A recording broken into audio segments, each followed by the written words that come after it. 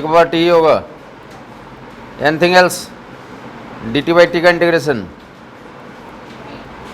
D T by T that L N T plus. Integration का basic meaning क्या बताया गया था? तो that is the integration is the fastest method of addition, या दूसरा क्या बताएंगे? तो एरिया इज द एरिया, और definite integration is the area.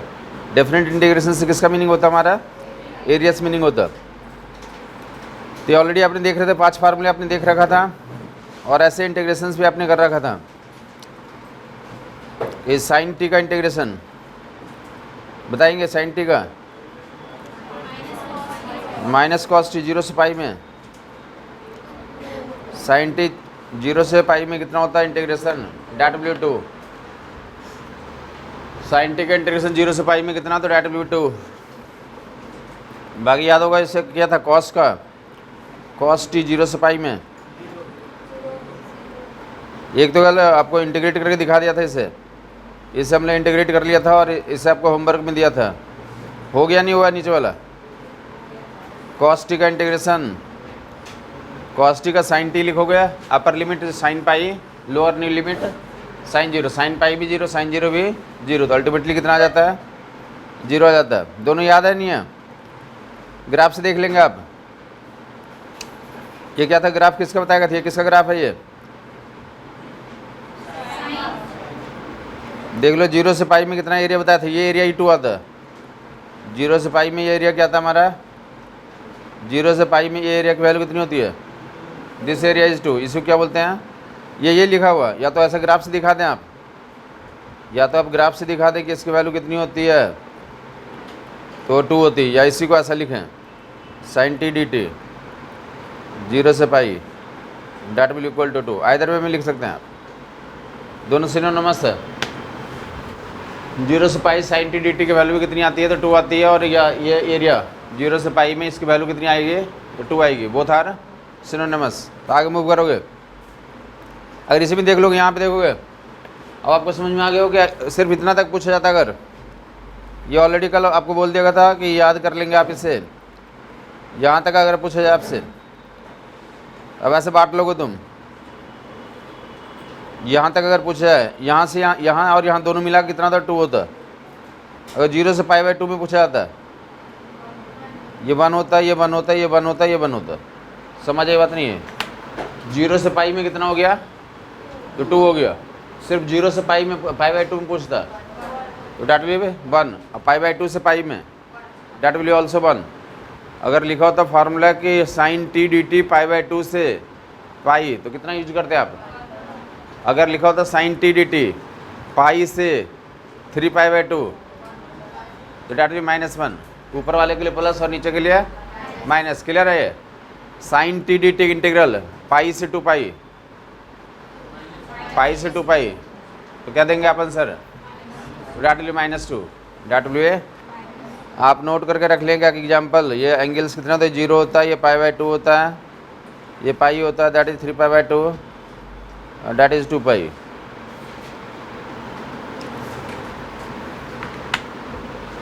Date value is 2 pi.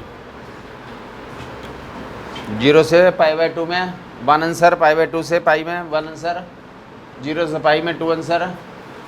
Clear है? अगर यहाँ से यहाँ इंटीग्रेट करना होता,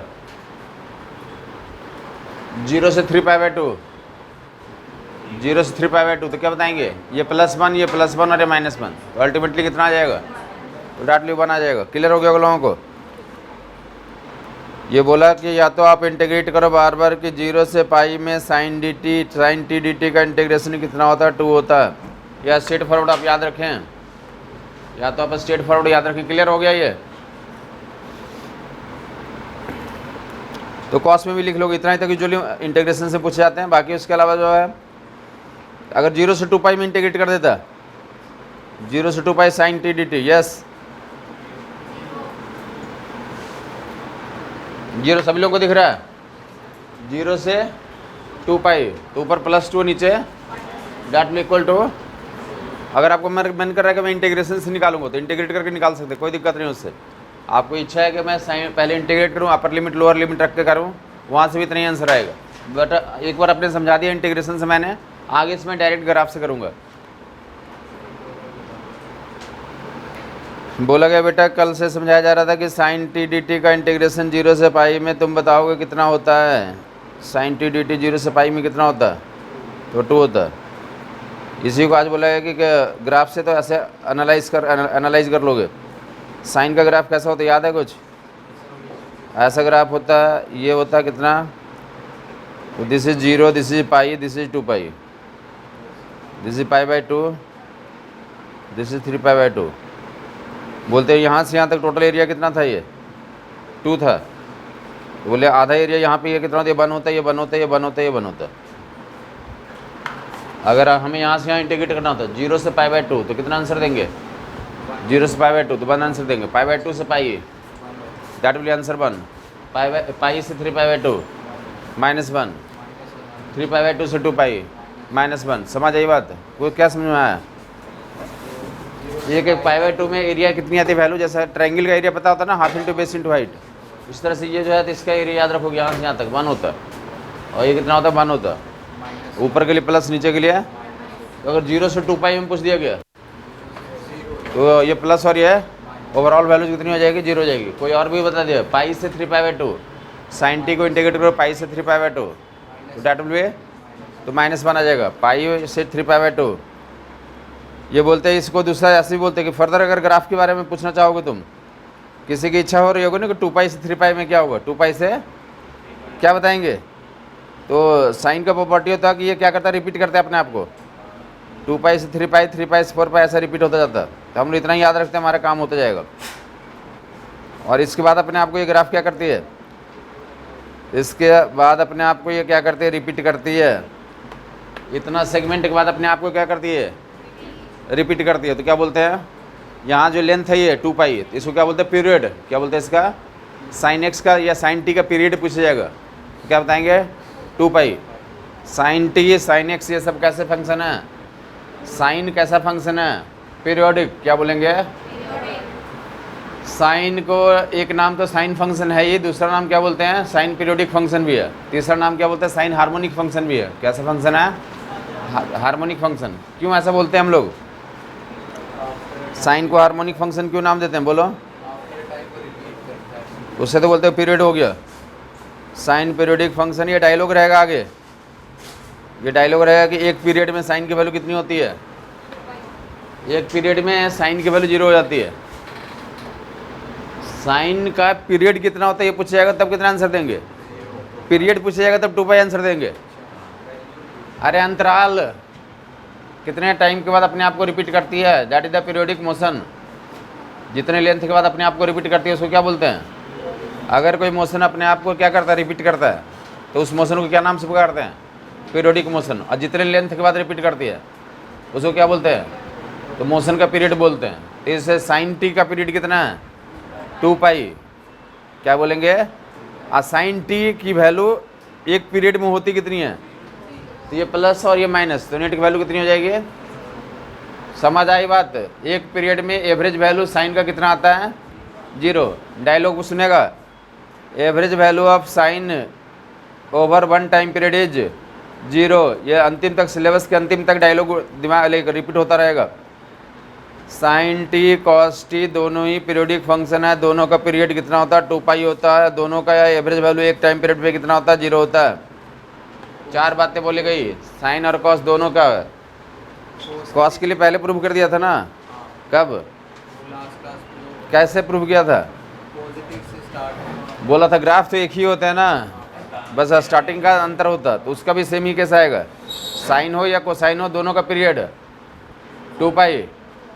साइन हो या कोसाइन हो दोनों का पीरियड, साइन और कोसाइन दोनों का पीरियड, और एवरेज वैल्यू साइन और कोसाइन का एक पीरियड के ओवर, तो that will be 0। Average value of sine and cosine over 1 time period is 0। याद रह जाएगा। अंतिम तक ये डायलॉग सुनते रहोगे, याद होना चाहिए। साइन एंड कोसाइन का टाइम पीरियड दोनों ही पीरियोडिक फंक्शन है। पीरियड कितना होता है इनका? 2 पाई होता है। साइन और कोसाइन दोनों ही पीरियोडिक फंक्शन है। कितना होता है period? That is 2 pi. Clear हो गया लोगों को? एवरेज वैल्यू किस किस तरह से इंडिकेट करते हैं? किसी को ऐसा लिख दो, ऐसा लिख दिया, मोदी लिख दिया, अब मोदी की दोनों तरफ ऐसा लगा दिया, इसका मतलब क्या हो गया? तो मोदी का एवरेज निकाल रहे हो। क्या निकाल रहे हो आप? तो यहाँ पे क्या रख दें? साइन टी रख दिया। तो साइन टी का एवरेज वैल्यू कहाँ पे? एक टाइम पीरियड पे। तो क्या लिखेंगे आप? एक टाइम पीरियड बोलते हैं। अब आगे से मैं क्या बोलूँगा? साइन टी का average value over one time period. मतलब क्या बोल रहा हूँ? वन टाइम पीरियड का मतलब क्या बोल रहा हूँ? 2 पाई बोल रहा हूँ। अंडरस्टूड हो गया? साइन टी को साइन टी का एवरेज वैल्यू एक टाइम पीरियड पे कितना होता है? बोले साहब, साइन टी को साइन टी का एवरेज वैल्यू एक टाइम पीरियड पे कितना होता है? साइन टी को साइन टी का एवरेज वैल्यू एक टाइम पीरियड पे कितना होता है? 0 0। बोलोगे रिवर्स प्रोसेस? अरे मैंने बोला साइन टी को साइन टी का एवरेज वैल्यू एक टाइम पीरियड पे 0 होता है, ठीक है? मैंने बोला साइन टी को साइन टी का एवरेज वैल्यू एक टाइम पीरियड पे, तो आप क्या बोलेंगे? अरे 0। साइन टी को साइन टी का एवरेज वैल्यू एक टाइम पीरियड पे 0 होता। मैंने बोला 0 होता, तो आप क्या बोलेंगे? साइन टी को साइन टी का एवरेज वैल्यू है। समझ आई बात? नहीं आई? याद रह जाएगा। बोथ वे में बोलोगे तुम। रिवर्स बोलो। समझ आ गया होगा लोगों को? यहाँ पे कॉस भी लिख देंगे तो एक ही बात है। जब कैपिटल टी लिख दिया तो एक टाइम पीरियड को इंडिकेट कर रहा है।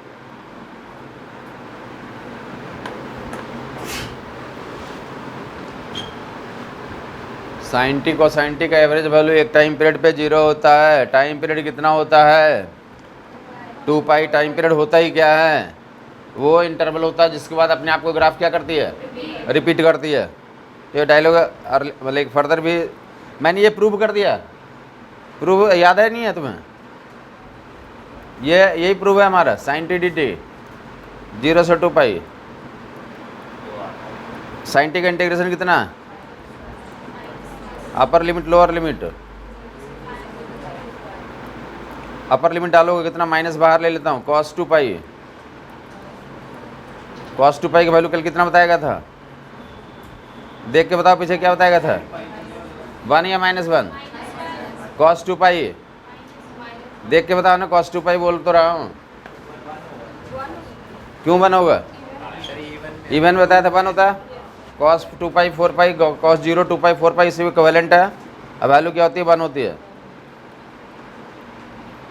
आपको बोल दिया अगर आप टॉप में जाना चाहते हैं नेक्स्ट ईयर तो अभी से आपको लगना पड़ेगा। एक एक सेंटेंस जो बोल रहा हूँ हर एक सेंटेंस को आप याद करते हैं अभी से।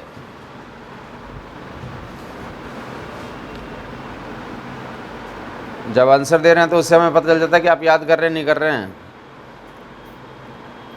कल आपको जो 10 मिनट का टाइम दिया गया था कि साइन एन पाई परमानेंट क्या होता है? 0। साइन एन पाई क्या होता है परमानेंट?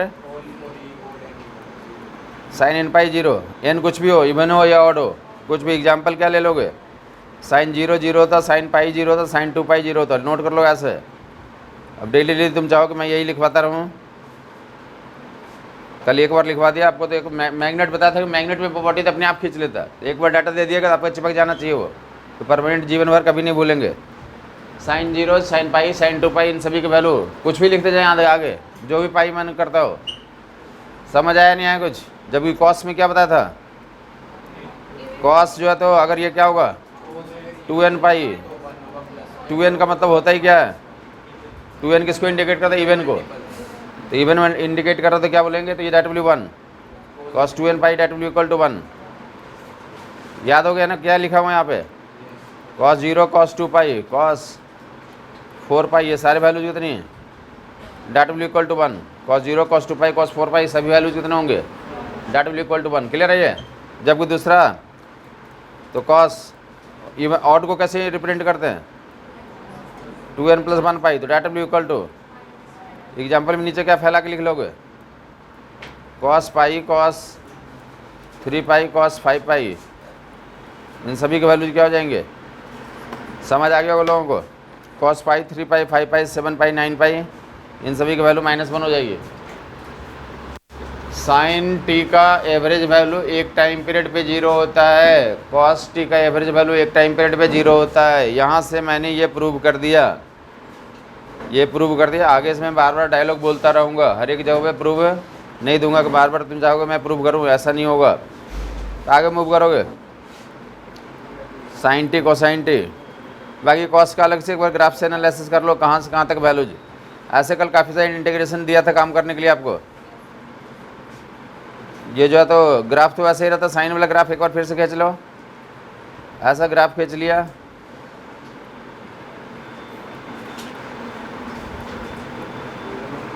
साइन वाला ग्राफ को ये रिपीट कर दें।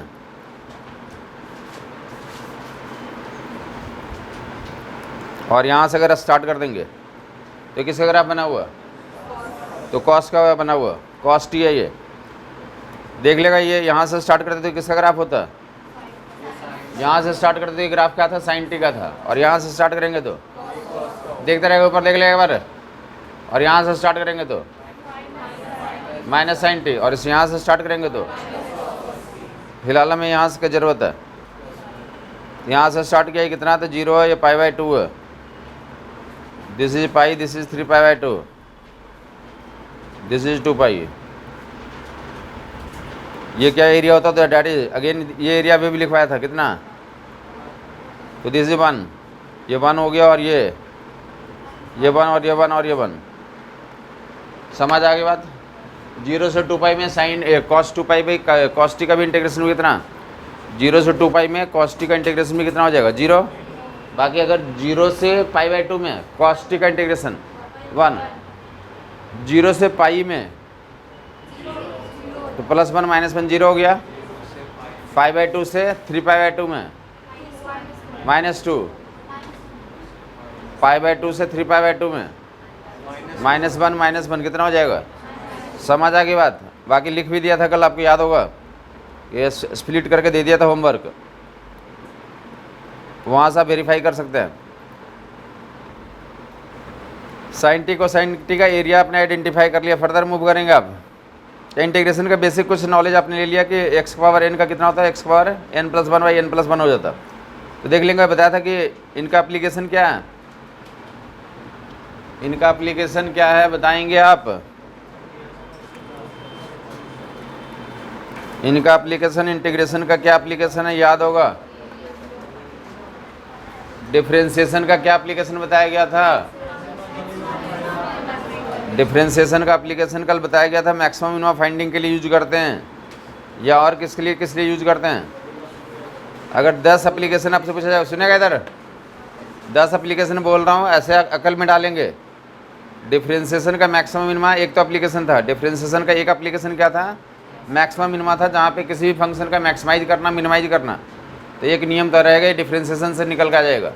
क्या नियम बताया गया था, डिफरेंशिएट करो, जीरो करो, वैल्यू आएगी वापस रख दो, तो वहाँ से मिनिमम वैल्यू या मैक्सिमम वैल्यू जो पूछा जाएगा निकल के आ जाएगा। क्लियर है या। A sine theta plus B cos theta का मैक्सिमम वैल्यू कितना आया था, A sine theta plus B cos theta √(a² + b²), याद है कुछ। और मिनिमम वैल्यू -√(a² + b²। और बाकी मैक्सिमम मिनिमा से निकाल सकते हैं आप। उसके अलावा बताया था कि एप्लीकेशन डिफरेंशिएशन का एप्लीकेशन, तो उसके अलावा ये आपको नियम दिया था, क्या इसका मीनिंग था, तो स्लोप से निकल जाता है, dy/dx कहाँ से निकल जाता है, एक तो स्लोप से निकल जाता है, दूसरा कर्व पे टेंजेंट डालने से भी निकल जाता है, और तीसरा कैसे निकल जाता है हमारा, तो डिफरेंशिएशन से भी निकल जाता है। क्या निकल जाता है, डिफरेंशिएशन से टेंजेंट निकल जाती है, डिफरेंशिएशन से स्लोप निकल जाते हैं। तो यहाँ भी dy/dx ही करा था। उसके अलावा याद होगा 10 फिजिक्स में एप्लीकेशन, तो पोजीशन को डिफ्रेंशिएट करते टाइम के रिस्पेक्ट में, तो क्या निकल जाता है, तो इंस्टेंटेनियस वेलोसिटी, क्या निकल जाता है, instantaneous velocity ds/dt, ds/dt position को टाइम के रिस्पेक्ट में डिफ्रेंशिएट कर देंगे तो क्या निकल जाएगा, इंस्टेंटेनियस वेलोसिटी। वेलोसिटी को टाइम के रिस्पेक्ट में डिफ्रेंशिएट कर देंगे, इंस्टेंटेनियस एक्सेलरेशन। उसके अलावा क्या बताया था, कुछ और बताया था, नहीं बताया था, dq/dt क्या लिखवाया था इसके बारे में,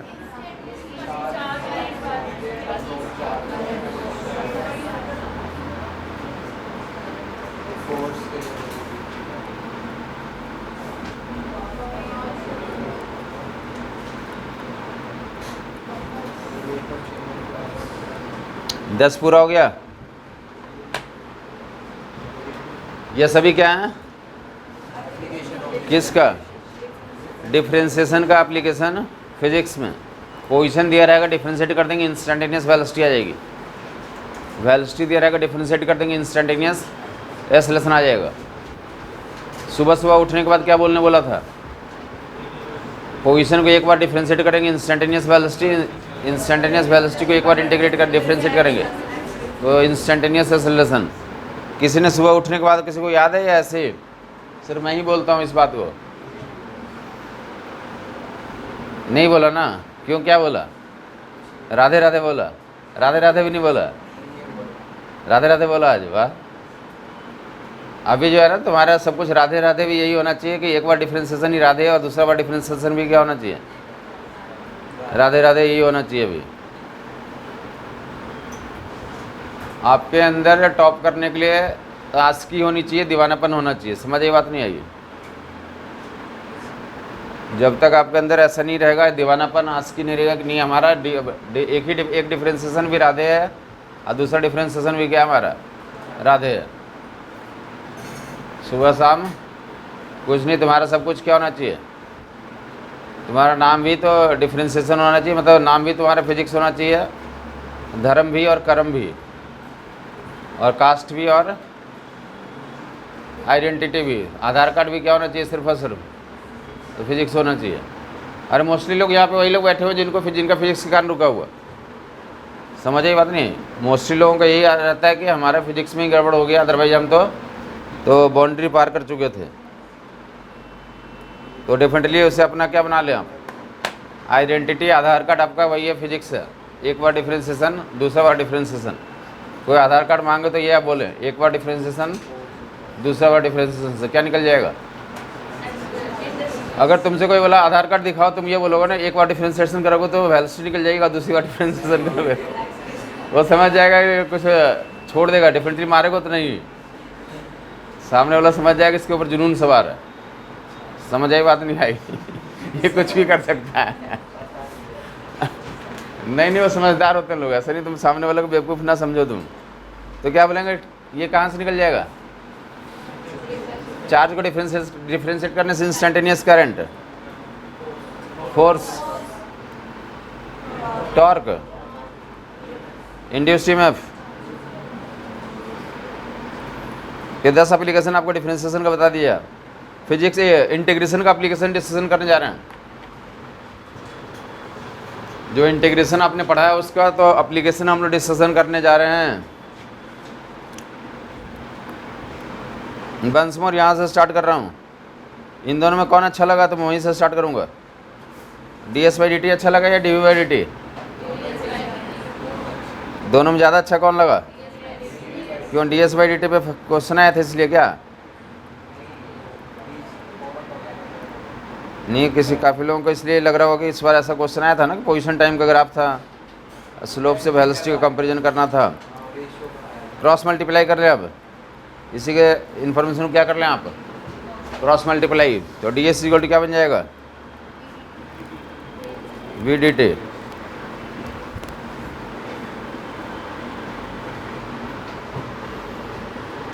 क्रॉस मल्टीप्लाई करो, that will give you v/dt। Integrate कर दोगे, initial position to final position. याद हो कल बताया था एस का इंटीग्रेशन, ds का इंटीग्रेशन क्या बताया था? ds का इंटीग्रेशन, ds का इंटीग्रेशन, ds का इंटीग्रेशन, एस अपर लिमिट लोअर लिमिट, और राइट साइड में v/dt 0 से t तक के लिए। फाइनल पोजीशन और इनिशियल पोजीशन आ गया, दोनों का डिफरेंस ले लोगे।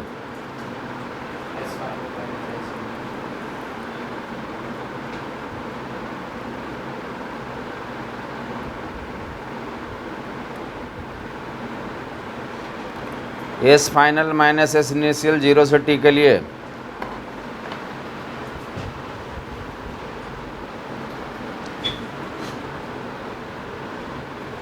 पहले तो इसके बारे में बताएंगे, ये क्या लिखा हुआ?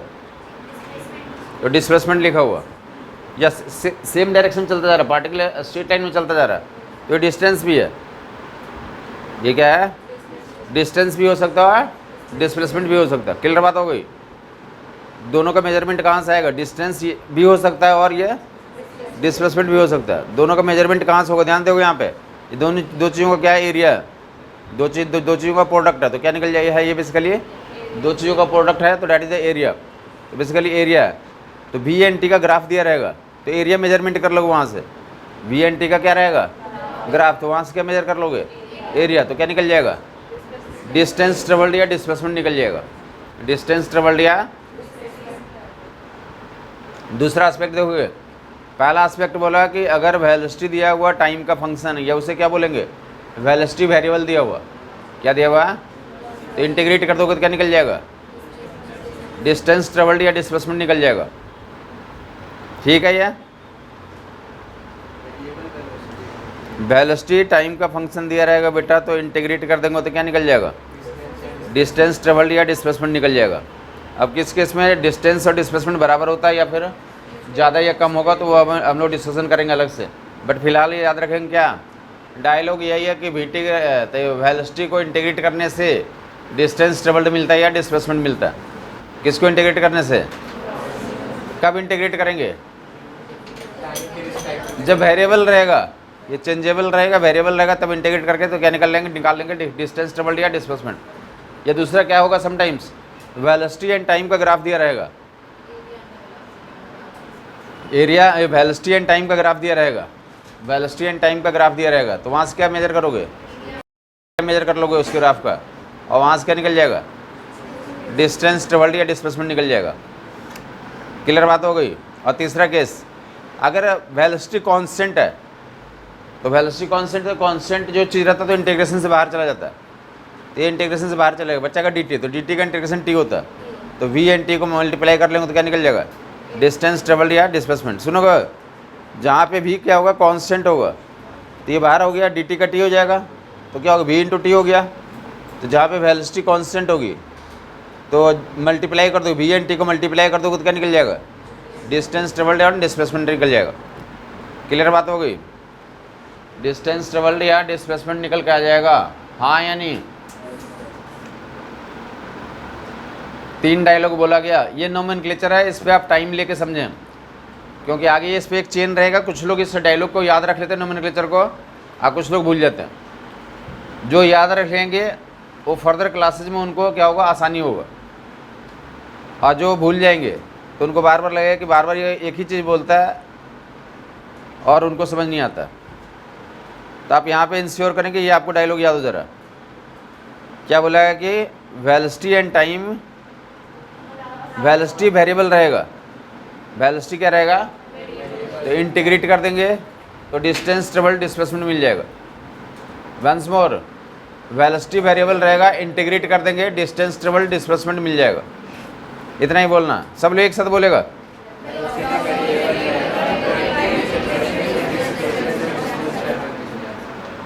क्लैरिटी आई नहीं आवाज़ में? फिर से सुनो कि मैं बोल रहा हूँ। वेलोसिटी वेरिएबल रहेगा, इंटीग्रेट कर देंगे, डिस्टेंस ट्रेवल्ड डिस्प्लेसमेंट मिल जाएगा। एक साथ बोलेंगे लोग।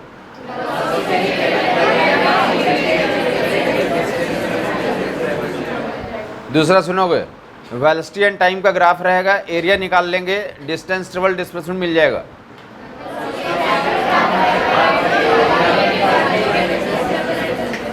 अगर वेलोसिटी कांस्टेंट रहेगा तो वेलोसिटी एंड टाइम को मल्टीप्लाई कर देंगे, डिस्टेंस ट्रेवल्ड मिल जाएगा, डिस्प्लेसमेंट मिल जाएगा। वेलोसिटी कांस्टेंट रहेगा तो मल्टीप्लाई कर लेंगे, वेलोसिटी एंड टाइम को मल्टीप्लाई कर देंगे, डिस्टेंस ट्रेवल्ड या डिस्प्लेसमेंट मिल जाएगा। वहाँ से डिस्टेंस ट्रेवल्ड या डिस्प्लेसमेंट जो वैल्यू निकालना होगा निकल के आ जाएगा। क्लियर हो गया इन्फॉर्मेशन? किनको तीनों डायलॉग याद हो गया? हाथ उठाएंगे। हाँ साहब बोलें।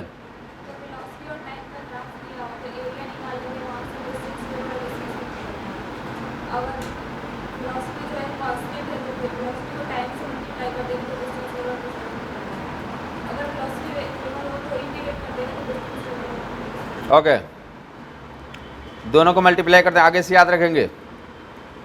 ए आई एम, ये फॉर क्या? वेलोसिटी एंड टाइम का ग्राफ रहेगा तो क्या निकल जाएगा? एरिया से distance travel displacement. Further I for, तो वेरिएबल रहेगा तो क्या कर देंगे? इंटीग्रेट कर देंगे। और एम फॉर कांस्टेंट रहेगा तो मल्टीप्लाई कर देंगे, तो क्या निकल जाएगा हमारा? इस केस में डिस्टेंस ट्रेवल डिस्प्लेसमेंट निकल जाएगा।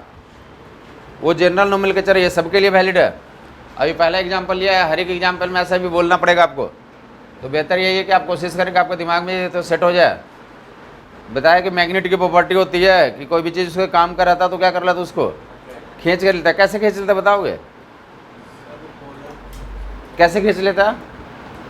मैग्नेट जो है तो आयरन को कैसे खींच लेता? अरे प्रॉपर्टी होती है, वही तो बोल रहे हो, कैसे प्रॉपर्टी होती है? प्रॉपर्टी तो होती है, लेकिन उसी प्रॉपर्टी क्यों होती है? तुम्हारे अंदर वो क्यों नहीं है? वो मैग्नेट में ही क्यों होता है और तुम्हारे अंदर क्यों नहीं है?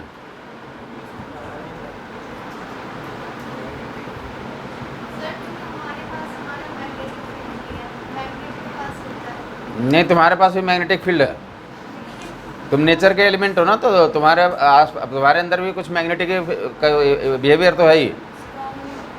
अगर तुम्हारे अंदर मैग्नेटिक बिहेवियर नहीं रहता तो क्या होता? तुम्हारे पर मैं लेके करंट का इफेक्ट नहीं आता। करंट का इफेक्ट आता नहीं आता? वो डेफिनेटली मैग्नेटिक बिहेवियर है तुम्हारे अंदर। अरे तुम्हें पता नहीं, करंट को अट्रैक्ट करता है, अट्रैक्ट करता है ना, स्ट्रांगली अट्रैक्ट करता नहीं करता? अरे करंट को अट्रैक्ट करता है ना, सेम डायरेक्शन में। पता नहीं है सब? दो करंट सेम डायरेक्शन में जा रहे हैं तो अट्रैक्शन होती है, और अपोजिट डायरेक्शन के लिए रिपल्सन होती है। समझ आई मैं? तो वहाँ पे करंट में तुरंत लेके ओबियस जो है अट्रैक्शन दिखता है, बट तुम्हारा और करंट में अट्रैक्शन होता हुआ दिखता नहीं है, क्योंकि तुम्हारे अंदर मैग्नेटिक बिहेवियर या करंट का बिहेवियर क्या है? स्मॉल है, डाइल्यूट है। समझ आई बात नहीं आई? तो है तुम्हारे अंदर बिहेवियर है, बट वो कम है। मैग्नेट क्यों खींच लेता है और तुम क्यों नहीं खींच पाते आयरन को?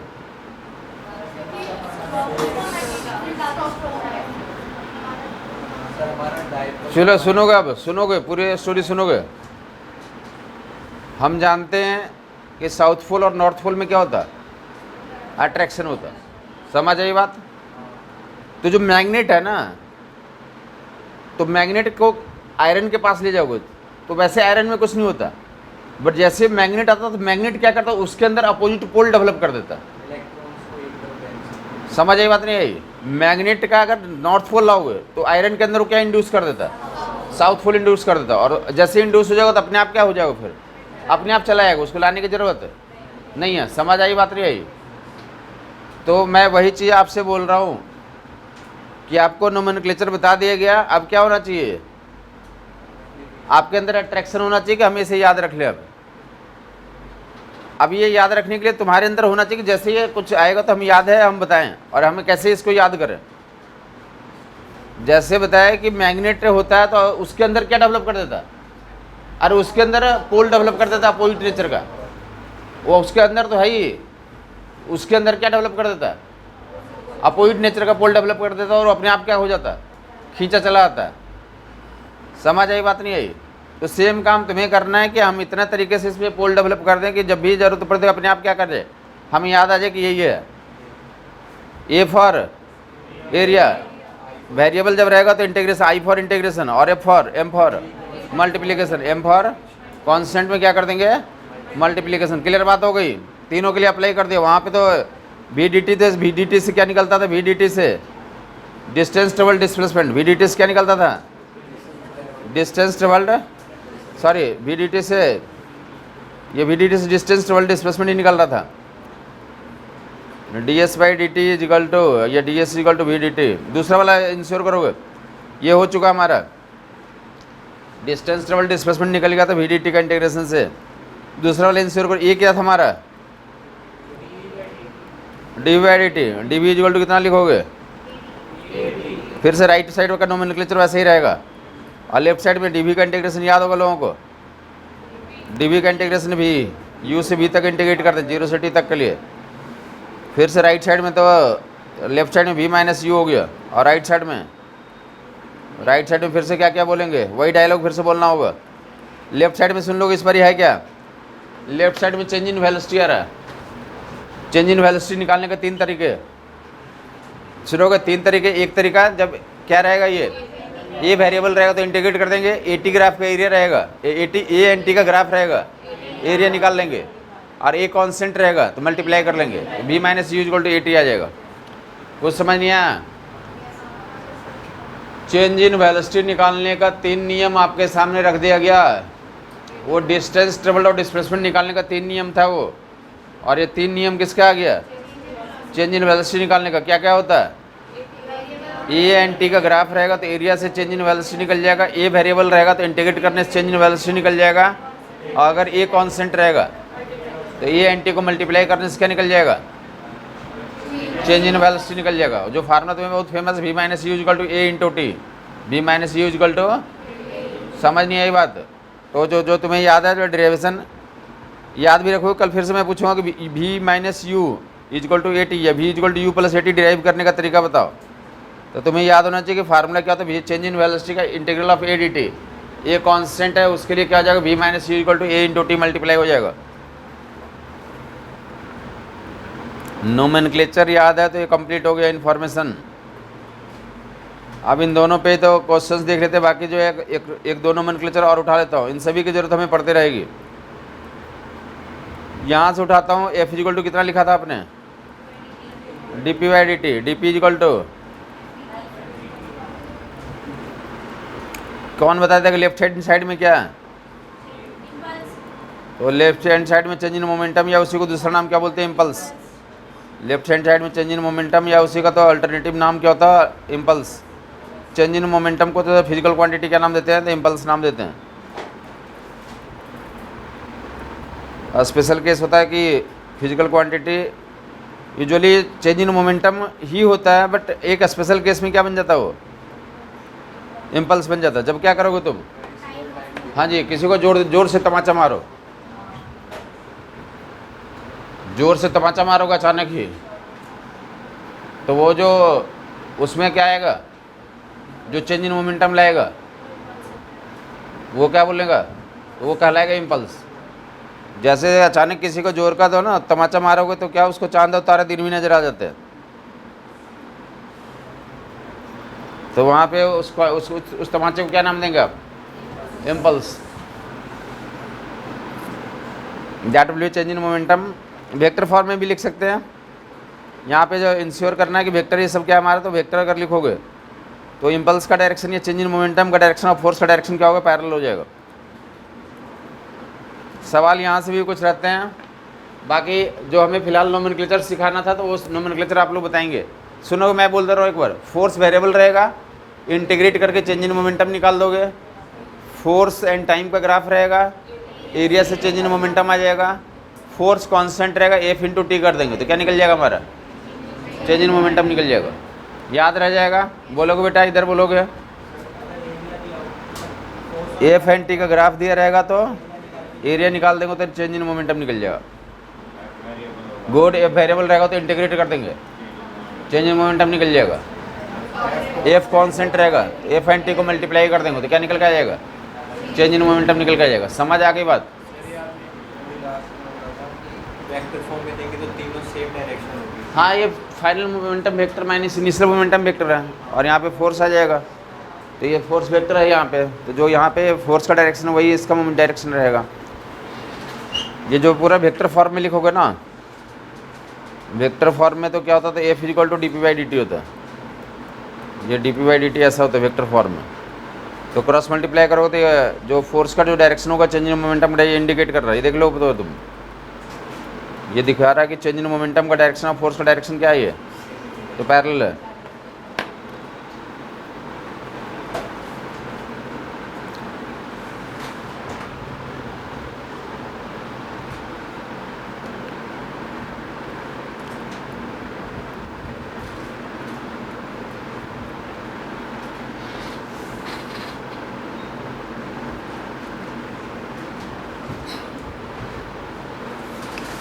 तो बाकी जो रिमेनिंग है तो उसके लिए तुम काम कर लोगे। वो सारे जो 6 एप्लीकेशन है, वैसे और भी एप्लीकेशन आएंगे, बट उन सभी जगहों पे हमें ये जरूरत पड़ती रहेगी। वो नेक्स्ट कौन सा था? I equal to D Q by D T. D Q equal to कितना लिख लोगे? ये क्या बोलते हैं यहाँ पे? Charge flown. कौन बोल देगा? क्या लिखा हो राइट साइड में? अब आपके अंदर से एनर्जी होनी चाहिए। आप इतना, आपके अंदर ये एनर्जी होनी चाहिए कि हम बता सकते हो आपके क्या आई एन टी का ग्राफ रहेगा, एरिया निकालूंगा, चार्ज फ्लो निकल जाएगा। आई वेरिएबल रहेगा, इंटीग्रेट कर दूंगा, चार्ज फ्लो निकल जाएगा। आई कांस्टेंट रहेगा, आई इंटू टी कर देंगे तो क्या निकल के आ जाएगा? समझ आ गई होगी बात? तो ये आपके अंदर सब निकल के आ जाना चाहिए। अगर याद हो गया, समझ आ गया, तो आपके अंदर से फ्लो करना चाहिए कि मैं बोलूँगा चार्ज फ्लो की वैल्यू। ये दोनों ही काम, ये जो अब दोनों को मिला दूँ, दोनों एक ही चीज़ है ना। I equal to D Q by D T लिखे या डी क्यू इजिकल टू कितना लिखे? दोनों क्या है? तो एक ही इन्फॉर्मेशन है, आइदर इस फॉर्मेट में और इस फॉर्मेट में। जब करंट का चैप्टर स्टार्ट करेंगे तो डेफिनेटली जो 3 कॉन्सेप्ट आपको बताया, S T D, Q T graph का स्लोप से तो करंट निकल जाएगा, और क्यू वेरिएबल को डिफ्रेंशिएट कर देंगे तो क्या निकल जाएगा? करंट निकल जाएगा। और क्यू को कांस्टेंट होगा तो change in charge by change in time कर देंगे तो क्या निकल जाएगा? एवरेज करंट की वैल्यू निकल जाएगी। समझ आई बात नहीं? तो ये जब करंट का चैप्टर स्टार्ट होगा 3 क्वेश्चन डेफिनेटली आपको मिलेंगे वहाँ पे, और 3 क्वेश्चन यहाँ से भी मिलेंगे। तो चार्ज की वैल्यू देगा आईटी का, यही आ रहा है ना? तुम ही बताओ ना किसके वैल्यू देगा? चार्ज का ही देगा। अगर करीब कभी कन्फ्यूजन हो जाए ना तो क्या करोगे? कभी कन्फ्यूजन हो जाए किसकी वैल्यू मिलेगा तो हम डायमेंशनली चेक कर लेंगे। राइट साइड वाली चीज़ें हमें क्या रहेगा? पता रहेगा। समझ नहीं आया? या समटाइम्स ना इतना हमें पता, ध्यान सुनोगे, पूरे फिजिक्स में जब भी ग्राफ बना रहेगा तो हमें 2 ही चीज़ उसमें देखना होता, या तो स्लोप या एरिया,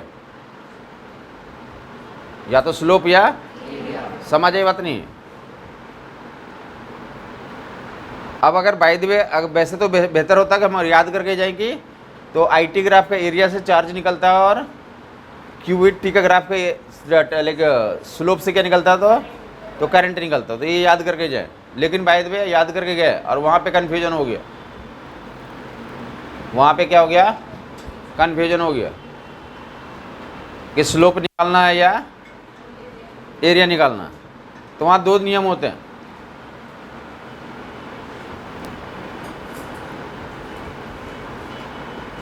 एक नियम होता है, फिजिक्स वाला नियम बताऊं या वैसे जनरल वाला नियम बताऊं? जनरल वाला नियम ये होता है कि अगर इंटरवल में पूछेगा 0 से 2 तक निकालो, मतलब एरिया निकालना। अगर इंटरवल में पूछेगा यहाँ से यहाँ तक की बात करो तो क्या निकालना है? एरिया निकालना, इंटीग्रेट करना है। और अगर बोले इसी एग्जैक्टली 2 सेकंड में बताओ, मतलब स्लोप निकालना। कुछ समझ नहीं आई बात? अगर किसी स्पेशल पॉइंट की बात करेगा मतलब क्या हो गया? उस केस में क्या पूछा जा रहा है? स्लोप निकालने बोल रहा। एग्जैक्टली इस पॉइंट पे क्या हो गया? ये पॉइंट और ये पॉइंट पे कहाँ पे किस पे बड़ा है, किस पे छोटा है? समझ आई बात नहीं आई? तो उसके लिए कहाँ पे किससे चेक करने बोल रहा हो? स्लोप से। और बोलेगा 0 से 4 सेकंड में बात करो और 4 से 6 सेकंड में बात करो, तो वहाँ पे क्या करने को पड़ेगा? हमें एरिया के डिस्कशन होगा। जहाँ पे कुछ नहीं, ऐसे तो क्वेश्चन में लिखा रहता कि ये बात कहाँ लिखा रहेगा? क्वेश्चन भी लिखा रहेगा, तो वहाँ से डिकोड कर सकते हो कि ये क्या पूछ रहा है। अगर तुम्हें कन्फ्यूजन हो गई, बेहतर ये होगा कि हम क्या याद करके जाएँ कि वीटी ग्राफ का एरिया डिस्टेंस टेबल डिस्प्लेसमेंट देता है और पोजीशन टाइम का ग्राफ का स्लोप से क्या निकल जाता है? इंस्टेंटेनियस वेलोसिटी निकल जाता है। ये याद कर जाए, बेहतर होगा। कोई कन्फ्यूजन का मतलब नहीं है। बाय द वे कहीं ऐसा हो गया तो ऐसा कर लेंगे।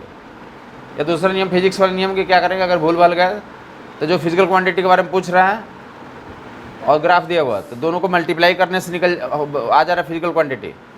जो क्वेश्चन में वैल्यू जिसकी निकालनी है वो कैसे निकल जा रहा है? ग्राफ में जो 2 फिजिकल दिया रहेगा ना ग्राफ में कि ये इस बाई एक्सिस पे ये है और ये एक्स एक्सिस पे है, तो उन दोनों ग्राफ का और दोनों पैरामीटर का डायमेंशन मल्टीप्लाई करके देख लोगे, यूनिट्स मल्टीप्लाई करके देख लोगे, तो उस यूनिट्स को मल्टीप्लाई करने से पता चला कि जो आ रहा है, मल्टीप्लाई करने से जो आ रहा है वही निकालना, मतलब एरिया निकालना वहाँ पर। और रेशियो लेने से डायमेंशन मैच कर रहा है, तो क्या मैं उसका मतलब हो गया स्लोप निकालना। मैं ये बोल रहा हूँ बेटा कि हमें एग्ज़ाम में गए और ऐसा ग्राफ दिया, ऊपर देगा ये वी एन टी का ग्राफ दिया हुआ, ऐसा कुछ ग्राफ दिया हुआ। अब हम जानते हैं वी एन टी का ग्राफ से तो स्लोप भी हो सकता है, यहाँ पे एरिया भी हो सकता है।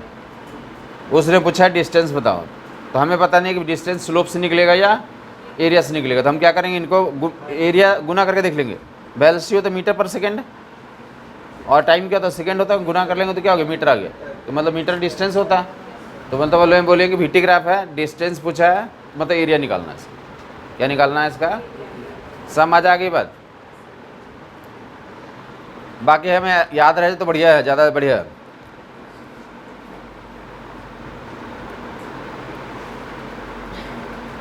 और अगर जो है हमारा, तो हमें क्या पूछा जाता है? एक्सेलरेशन क्या पूछा जाता है? और ग्राफ दिया हुआ तो क्या करेंगे, तो हम दोनों करे यूनिट्स का एक बार तो मल्टीप्लाई किया, हमें पूछा गया एक्सेलरेशन, हमने मल्टीप्लाई कर दिया तो आया क्या? मीटर। मीटर नहीं होता है एक्सेलरेशन का, मीटर एक्सेलरेशन का नहीं होता है, तो हम रेशियो लेकर देखेंगे, बी एन टी का रेशियो लेकर देखेंगे, तो मीटर बाई सेकेंड, और नीचे भी क्या हो गया? तो मीटर पर सेकेंड स्क्वायर किसका हो गया हमारा? तो ऐसे भी वेरीफाई कर सकते हैं आप, बट बेहतर याद होगा क्या करें हम? बीटी ग्राफ का एरिया,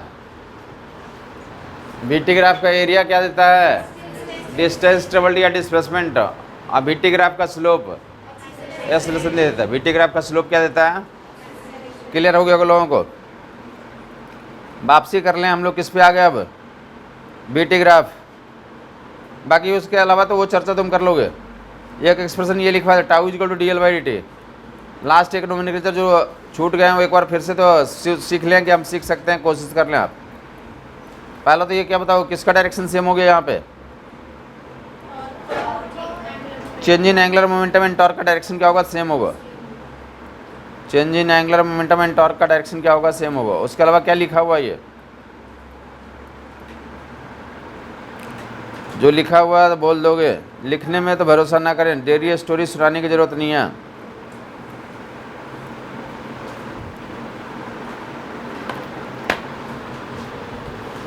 क्या लिखा हुआ बोलो, पढ़ोगे तुम?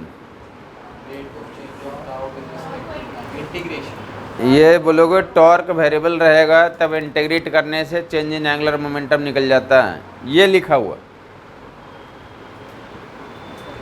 आप जो नोट करके रख लिया वो लिखा हुआ नहीं है। ये क्या लिखा हुआ? वेरिएबल टॉर्क रहेगा, इंटीग्रेट करेंगे तो चेंज इन एंगुलर मोमेंटम निकल जाएगा। और क्या लिखा हुआ? टॉर्क एंड टाइम का ग्राफ दिया हुआ, एरिया निकाल लेंगे तो चेंज इन एंगुलर मोमेंटम निकल जाएगा। टॉर्क कांस्टेंट है तो टॉर्क एंड टाइम को गुना कर देंगे तो क्या निकल जाएगा? चेंज इन एंगुलर मोमेंटम निकल जाएगा। समझ आई बात? नहीं है? किसी चीज़ को लिखने का मतलब क्या होता है? लिखने का मतलब उसको बोलना भी चाहिए उसको। वो लिखा हुआ चीज़ कुछ बोलता है, आप क्या करते हैं उसको? आप बोलते नहीं है, आप उसको लिख लेते हैं। लिखा हुआ तो वो डेड है, उसको आपको ज़िंदगी देना है, को बोल रहा है। ये क्या बोल रहा है आपके सामने? मैं वेरिएबल रहूँगा तो इंटीग्रेट करो, ग्राफ है तो क्या निकालो मेरा, और कांस्टेंट हो तो क्या करो मुझे, ये बोल रहा है। आप ये कर रहे हैं तो आपको पढ़ना आसान लगेगा, आपके आगे जो है तो नंबर आपके को इम्प्रूव करेंगे। अगर आप उतार के फेंक दे रहे हैं तो डेफिनेटली जो है तो कोई आउटपुट नहीं मिलेगा फर्दर। किसी चीज़ भी लिखने का मतलब उसमें आप लाइफ दे रहे हैं, वो लाइफ हो गया कि बोलता भी है वो। तो डेल्टा एल इक्वल टू कितना? Tau D T. नोमेनक्लेचर आप मैनेज कर लोगे ना आप। आपको अब अकेले में ये काम करना घर पे जा कर के। पढ़ने का मतलब होता है कि यहाँ पे क्या होता है कि यहाँ पे आप हमारे साथ पढ़ रहे हैं, क्लास में ये मानना होता है कि क्या पढ़ने का बेसिक मीनिंग ये पता होना चाहिए कि क्लास में माना जाता है कि क्या मैं अकेले हूँ। क्लास में क्या माना जाता है कि मैं अकेले हूँ, हमें समझ में आ रहा है, जो नहीं आ रहा था आप माने कि हम अकेले हैं, हमसे पूछ लें। क्लियर बात हुई? नहीं बगल वाले से आप माने नहीं कि बगल में कोई है ही नहीं, आपने क्या माना अपने आप को? अकेले मान लिया। तो हमारा कंप्लीट इंटरेक्शन आपका और हमारा होना चाहिए, बस। बात क्लियर हुई? और उल्टा घर पे जाने के बाद क्या मानना है? घर पे जाके मानना है कि सामने जो है कि बहुत लोग हैं। घर पे आप स्टडी रूम में जाते तो सामने मानना है कि बहुत लोग हैं, हम बोल के पढ़ रहे हैं यार ये टॉर्क वेरिएबल है, इंटीग्रेट करेंगे आंसर निकल जाएगा। टॉर्क एंड टाइम का ग्राफ है, एरिया निकाल दूंगा, आंसर निकल गया। समझ आई बात? नहीं है? पूरा जो यहाँ का जो सीन है वो कहाँ पे रिक्रिएट करना होता जा करके? घर में जाकर फिर से रिक्रिएट करना होता है, रिवर्स करना होता है वहाँ पे। तो पढ़ने का बेसिक मीनिंग ये होता है। यहाँ पे आप इंडिविजुअल समझें किस तरह बगल में कोई आदमी है ही नहीं मेरे बगल में, वो सिर्फ हमसे इंटरेक्शन होना चाहिए, जो मैं बोल रहा हूँ वही सुनना चाहिए, और घर पे जाकर रिवर्स करना चाहिए। घर में जाकर रिवर्स होना चाहिए कि ये मास्टर बोल रहा है कि हमें इंटीग्रेट करो, क्वेश्चन है, क्वेश्चन में तो समझ में आना चाहिए कि बोल रहा है हमें ये क्वेश्चन, मास्टर बोल रहा है, कोई बोल रहा है हमें इंटीग्रेट करने के लिए। बात क्लियर हुई नहीं? ये बेसिक तो मीनिंग होता, कुछ चीज़ लिखते तो वो क्या होता है उसमें आवाज़ होती है, तो हमारे आवाज़ को भी मैनेज करेंगे आप। तो ये नोमेनक्लेचर क्लियर हो गया वो लोगों को। आ जाए हम लोग अभी बेसिक हमें क्या करना है यहाँ पे। तो फिलहाल जो है तो अब फंडा क्लियर हो गया। इंटीग्रेशन हमने सीखा ही क्यों, तो एक तो आपको समझ में आ गया क्या, तो A and I and M, और उसके अलावा तो आपने देख लिया डी एस कितना होता है। मतलब यहाँ से डायलॉग आपने खुद ही बोला था, ये करोगे तो क्या निकल के आ जाएगा, डिस्टेंस ट्रेवल्ड या डिस्प्लेसमेंट निकल जाएगा। डिस्टेंस निकल गया यहाँ से, डिस्टेंस निकल गया यहाँ से, डिस्टेंस निकल गया यहाँ से, हाँ डिस्टेंस निकल गया नहीं यहाँ से, डिस्टेंस निकल गया। उसके अलावा क्या बताया था, डिस्टेंस को टाइम से डिवाइड कर दो। डिस्टेंस को किससे डिवाइड कर दें, तो क्या निकल जाएगा, एवरेज स्पीड निकल जाएगा। तो फर्दर देख लो, यहाँ से प्रूव कर दिया कि जो इंटीग्रेशन करेंगे ना, तो हम लोग यहाँ तक इंटीग्रेशन करेंगे। देखो इधर देखते रहो तुम, बोले एवरेज स्पीड निकालो, क्या निकालो, एवरेज स्पीड निकालो। तो ऐसा काम करना पड़ेगा। ये एवरेज का डिफिनीशन आ गया, किसी भी फंक्शन का एवरेज निकालने का डिफिनीशन हो गया। पहले क्या करते थे, एवरेज निकालने का मतलब ये समझते कि सबको जोड़ के क्या करना है, जनसंख्या से डिवाइड करना। अभी भी वही कर रहे हैं, ये सबको क्या कर दिया, जोड़ दिया, और किससे डिवाइड करते रहे, टोटल जनसंख्या से डिवाइड करते रहे। अब एवरेज का मीनिंग ये हो जाएगा, सबको जोड़ना और जनसंख्या से डिवाइड करना, यही जिंदगी का नियम था एवरेज निकालने के लिए, हाँ या नहीं। अभी भी क्या कर रहे हैं, वही कर रहे हैं। बट अब क्या करना होगा, पहले वहाँ पे 2, 4, 6 ऐसे दिया रहता था ना, अब वो दिया नहीं रहेगा। वो क्या दिया रहेगा, कोई फंक्शन दिया रहेगा, वेलोसिटी कुछ फंक्शन है, T A plus T square plus T Q, उसका एवरेज निकालो 0 से 2 सेकंड में। तो क्या करना पड़ेगा, उसका इंटीग्रेट करके क्या करना होगा, नीचे भी इंटीग्रेट करके टाइम से डिवाइड करना पड़ेगा। बात क्लियर हो गई। तो एवरेज निकालने का नियम हो गया, किसका एवरेज निकल गया, वेलोसिटी का एवरेज वैल्यू निकल गया। किसी भी वेरिएबल फंक्शन का एवरेज निकालना है, अब ये नियम हो गया। डायलॉग देखोगे, एवरेज का सिंबल ये होता है,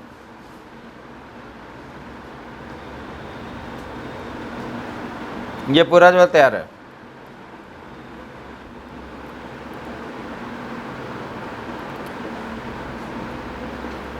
कोई भी फिजिकल क्वांटिटी बोलो 0 से t तक के लिए, किसी भी फिजिकल क्वांटिटी का एवरेज निकालना, जिस भी फिजिकल क्वांटिटी का नाम बताना। एक्सेलरेशन देगा, इधर सवाल में लिख रहेगा एक्सेलरेशन का फंक्शन दिया रहेगा। अब find the average value of acceleration, क्या निकालने बोलेगा, एवरेज वैल्यू। तो यहाँ भी ए एक्सेलरेशन का जो दिया रहेगा फंक्शन, वो यहाँ पर उतार दोगे। ये जो एक्सप्रेशन लिखा हो तो क्या लिखा हुआ, यहाँ से पूरा कैलकुलेशन करोगे तो एक्सेलरेशन का एवरेज वैल्यू निकल के आ जाएगी। ये यहाँ पे पढ़ रहे हैं, किसी भी चैप्टर में आगे भी मिल जाएगा। इसका एवरेज वैल्यू निकालो। पता होगा कि अल्टरनेटिंग करंट जाते हैं, वहाँ भी एवरेज वैल्यू पूछा जाता है कि एवरेज वैल्यू कितनी होती है, आरएमएस वैल्यू कितनी होती है।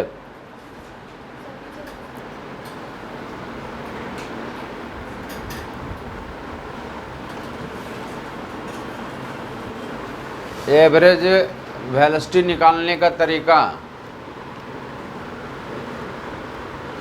तो वेलोसिटी का जो इंस्टेंटेनियस वैल्यू उसको रख दें ऊपर में, इंस्टेंटेनियस वेलोसिटी को ऊपर में रख दें, और फिर जो है टोटल टाइम से डिवाइड कर दें। इंटीग्रेट करना पड़ेगा 0 से t तक के लिए।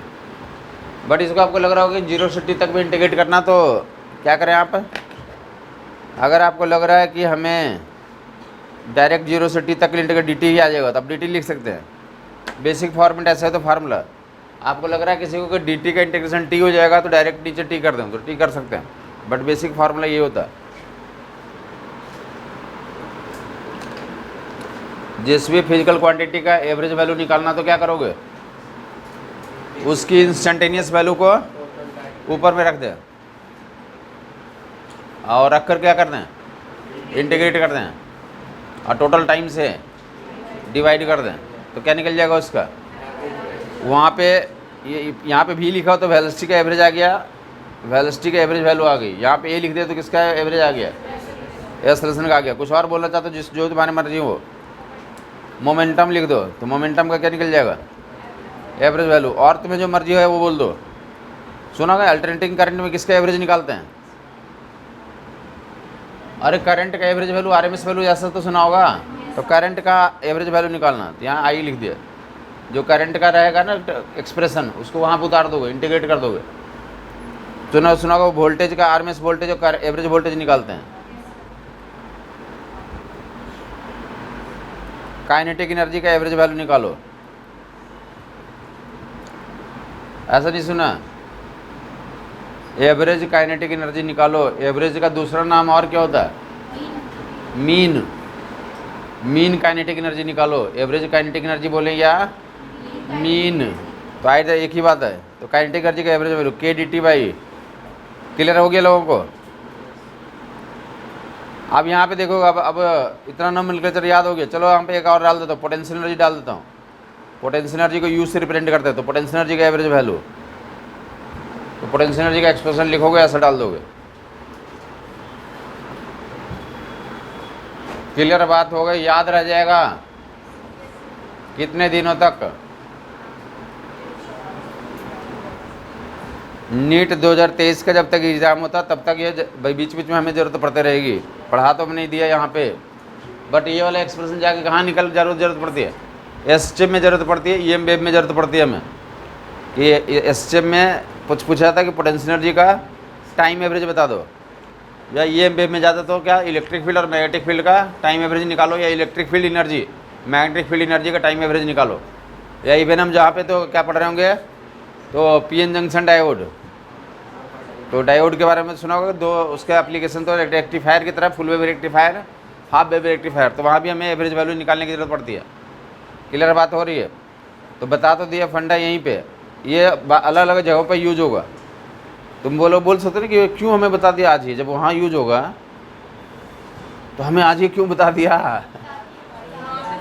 याद नहीं, ये लैंग्वेज है, ये तुम्हें ऑलरेडी पता होना चाहिए, ये ऑलरेडी तुम्हें पता होना चाहिए।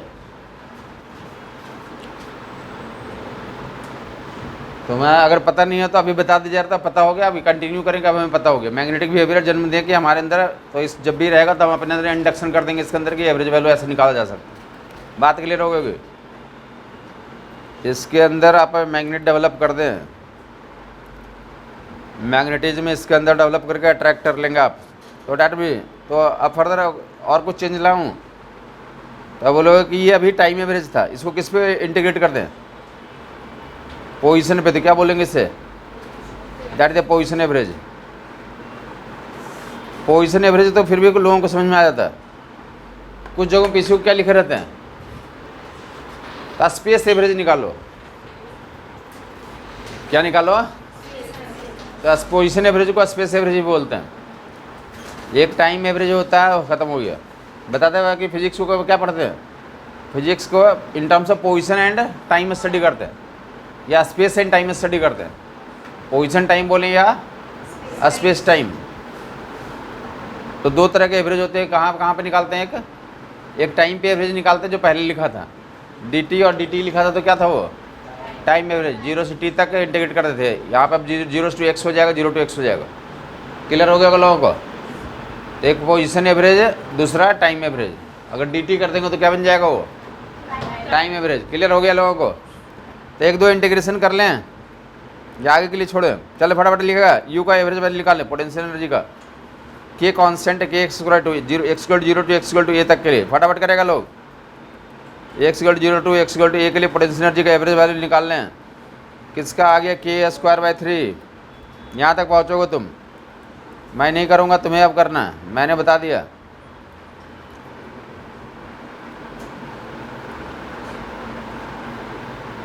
किसका आ गया? k²/3।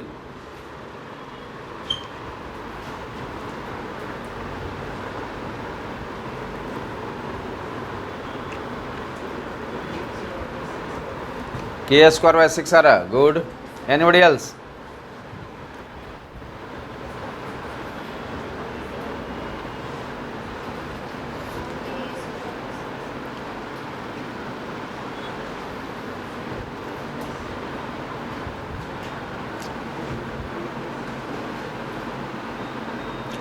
आपके बगल में कोई दूसरे काफ़ी लोग होंगे ना, जो दूसरे सब्जेक्ट का किताब खोल के पढ़ भी रहे होंगे, ऐसे भी कर रहे होंगे, या कुछ कॉपी पे मेरा फ़ोटो भी बना रहे होंगे। कुछ लोग ऐसे भी करते हैं। तो आप बताएंगे कि ये ऐसा कर रहा है, क्योंकि छोटी क्लास है तो हर एक को पढ़ने के लिए बुलाया गया। बड़ी क्लास होती है ना, वहाँ पे ऐसा नहीं कि कुछ मोबाइल पे करने लगे हुए हैं, कुछ ऐसा कर रहे हैं, तो ये मैं देख नहीं सकता हूँ। तो आप बता दें कि ऐसा कर रहा है ये। हाँ जी, k/6 क्यों आ गया? अपना कंसंट्रेशन यहीं पे रखो, तुम बाहर रखे हो मतलब। के स्क्वायर बाई 6c आना चाहिए।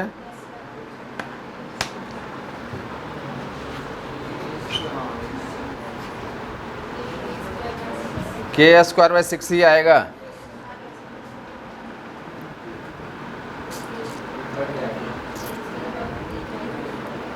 एक्सप्रेशन में वैल्यू डालनी थी।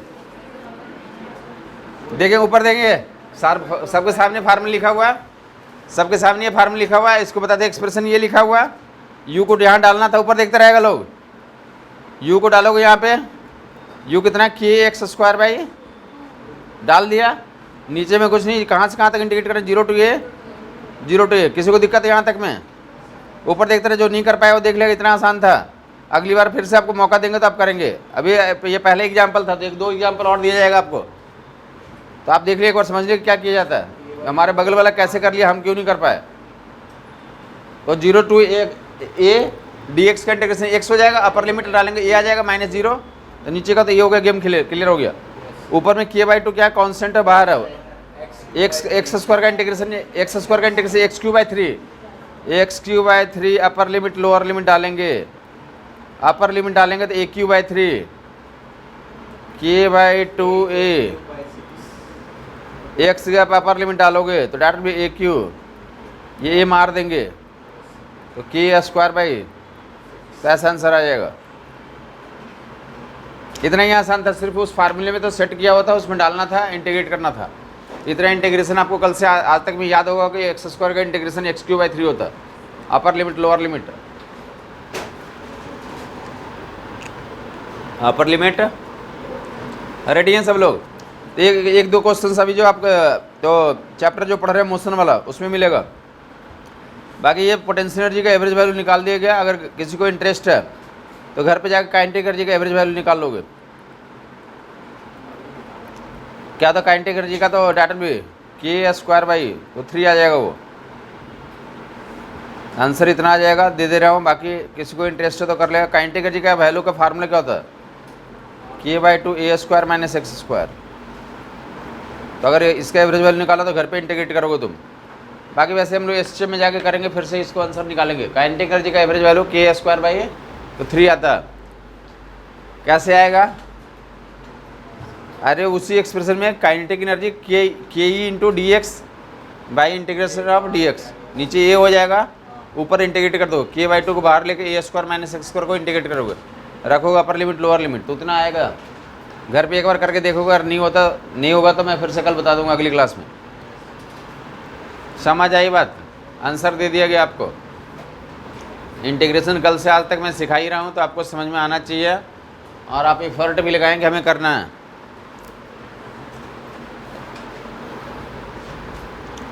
k² बाई 3 एक्सप्रेशन दे दिया, इंटीग्रेट करोगे जाकर तुम। ये एक्सप्रेशन है, पोजीशन वैल्यू है। उसके अलावा नोट करोगे इधर, अभी क्या बताया, साइन टी का एवरेज वैल्यू एक टाइम पीरियड पे कितना बताया था, 0। साइन स्क्वायर टी का नोट कर लोगे, 0 नहीं होता, 1/2 आता है। साइन टी का एवरेज वैल्यू कितनी होती है, एक टाइम पीरियड पे 0। ये क्या लिखा हुआ, साइन स्क्वायर टी, तो साइन स्क्वायर टी का एवरेज वैल्यू एक टाइम पीरियड पे तो 1/2 आएगा। एक टाइम पीरियड पे साइन स्क्वायर कॉस स्क्वायर दोनों का एवरेज वैल्यू कितनी आती है, 1/2 आती है। एक टाइम पीरियड पे याद रह जाएगा ये 1/2। कॉस भी कर लोगे यहाँ पे, cos T. Half time period की ज़रूरत नहीं पड़ती है, फुल टाइम पीरियड में हम बात करते हैं। बाकी हाफ टाइम पीरियड पे 0 नहीं आएगी। हाँ जी, दोनों की सेम ही आती है हाफ टाइम पीरियड में।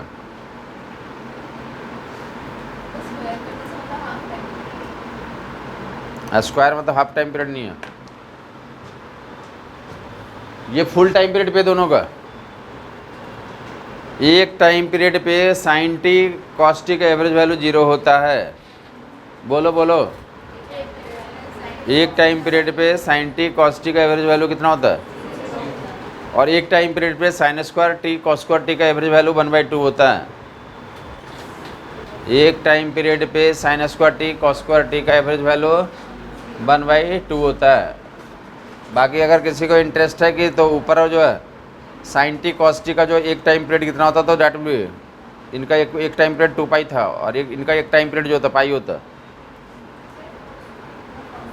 हाँ कॉस स्क्वायर कर लें यहाँ पे।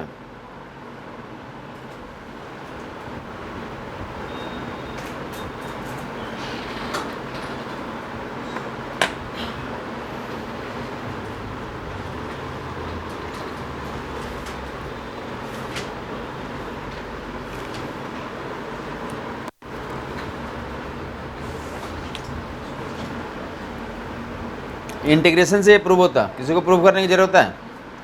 साइन स्क्वायर टी का एवरेज वैल्यू निकाल के दिखाऊं? याद रखना चाहोगे तुम? निकाल दूं? देख ले, निकाल देता हूँ, आप लोग ना निकाले मैं निकाल देता हूँ। साइन स्क्वायर टी का एवरेज वैल्यू निकालना, क्या करोगे? Sine square T D T integrate करोगे, नीचे भी क्या करोगे? इंटीग्रेट करो। कहाँ? एक टाइम पीरियड पे निकालना, कहाँ से कहाँ इंटीग्रेट करूँगा? देखते रहेगा, मैं कर दे रहा हूँ, तुम देख लो, इतना एनफ है। बाकी बार बार डायलॉग ही याद आएगा, डायलॉग याद रखेगा और बार तुम एग्जैक्टली इतना यूज कर लोगे कि sine square omega T cos square omega T का एवरेज वैल्यू 1/2 होती है, तो इतना सफिशिएंट है तुम्हें जस्ट उसको अप्लाई करना है, सीखना। वो काफ़ी जगह जो तुम्हारे सिलेबस में लिखा रहता है ना कि डेरिवेशन एक्सक्लूडेड, तो डेरिवेशन कोई करने की जरूरत नहीं है अगर आपको जो है तो अंडरस्टैंडिंग है तब। बाकी किसी को मन करा तो मैं करके दिखाता हूँ, ऊपर देखता रहेगा। ये किसका निकालना है average value? Sine square T का। किसका निकाल रहे हैं? रेडी हैं सब लोग? देखते रहेगा, साइन स्क्वायर टी का एवरेज वैल्यू है, नीचे कितना हो जाएगा? नीचे पाई, 0 से टी और 0 से तो डी टी का टी हो जाएगा, अपर लिमिट लोअर लिमिट पाई आ जाएगा, ऊपर देखते रहेगा। और बाकी साइन स्क्वायर टी का फार्मूला तो ऊपर देखते रहेगा लोग। साइन स्क्वायर टी का फार्मूला 1 - cos 2t/2 ऐसा फार्मूला होता, नहीं जानते तो आप नोट कर लें।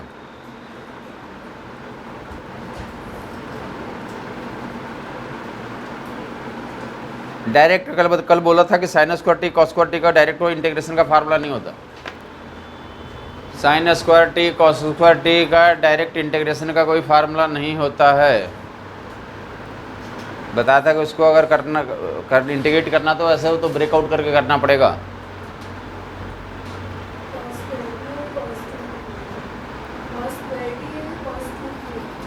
ये cos 2t है, ये cos 2 × t cos 2 × t है, ऊपर वहाँ स्क्वायर है, यहाँ पे तो 2t है। ये फार्मूला पहले याद रह जाएगा। वेरिफिकेशन वही है, तुम्हें sine square T plus cos square T का वैल्यू 1 होती है, याद रहता है? तो जोड़ के देखो लेफ्ट साइड हो रहा नहीं हो रहा? Sine square T plus cos square T जोड़ के कितना आ जाएगा? 1 हो रहा है ना, तो फार्मूला वही उतना ही है, वो ये तुम्हें याद रहता है तो ये भी याद होना चाहिए। Sine square T plus cos square T की वैल्यू 1 होती है नहीं होती है? जोड़ के देखो आ रहा है, लेफ्ट साइड में जोड़ोगे तो sine square T plus cos square T, और राइट साइड में कितना हो जाएगा? 1/2 + 1/2, बाकी प्लस माइनस कैंसिल हो जाएंगे, तो याद रह जाएगा ये। तो इंटीग्रेट करने के लिए हमें इसकी जरूरत पड़ने वाली है। सी ऊपर देगा,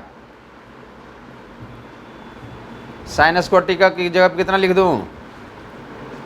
नीचे 1/2 लिख दूँ, नीचे 1/2 लिख दिया, अरे वहाँ 1/2 ही था ना ये, तो नीचे 1/2 लिख दिया, ऊपर में क्या हो गया?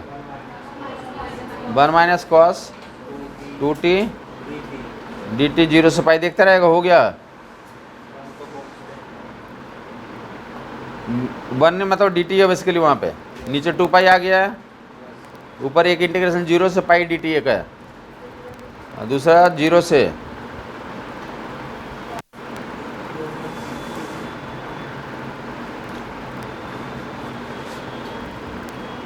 अब किसको प्रूफ समझ में आ गया?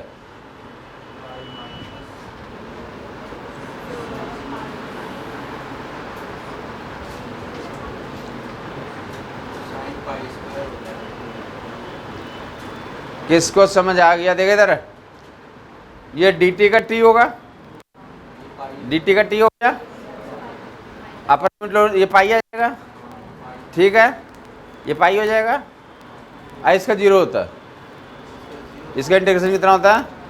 0 होता है, तो कितना हो गया? π/2 पाई, तो कितना आ जाएगा?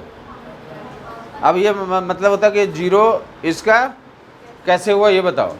0 तो आप जानते हैं, cos 2t का sin 2t, साइन 2t अपर लिमिट रखोगे तो sine 2 pi, lower limit sine 0, sine 2 pi minus sine 0 तो 0 0 0 0 सब कुछ 0 हो जाएगा। देख लें, अगर आपको दिक्कत है तो ऐसे देख लें, यहाँ पे cos 2t का अलग से देख लें, cos 2t dt 0 से पाई में देख लेगा ऊपर। cos 2t कितना, माइनस साइन 2t या प्लस साइन 2t, प्लस ही होता ना। अभी भी सही लिखा हुआ गलत लिखा हुआ,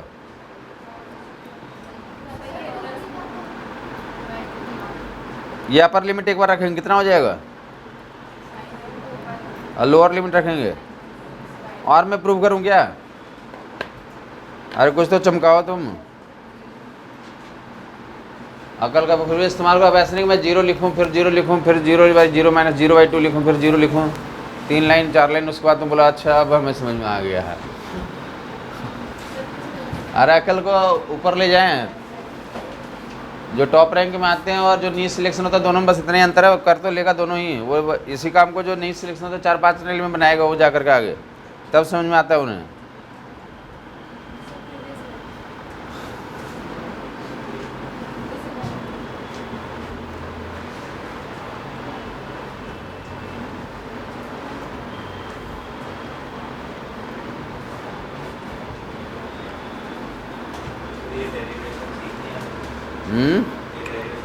नहीं सीखनी है बोला तो कि अगर तुम समझ लिया और याद रख लिया, अगर जितनी बार पूछा कि साइन स्क्वायर ओमेगा टी का एवरेज वैल्यू एक टाइम पीरियड बताओ, साइन स्क्वायर ओमेगा टी का एवरेज वैल्यू एक टाइम पीरियड पे बताओ, तो जितनी बार मैं पूछूं 1/2 अगर सही आंसर दे दिया तुमने तो कोई डेरिवेशन करने की ज़रूरत नहीं है। कुछ नहीं समझ में आया तुम्हें, मतलब डेरिवेशन एक बार देख लिया उसके बाद उसको क्या करा जाता है, याद रखा जाता है। डेरिवेशन कर लेने से इसका क्या फ़ायदा हो गया, तुम्हें विश्वास हो गया कि मास्टर को आता है।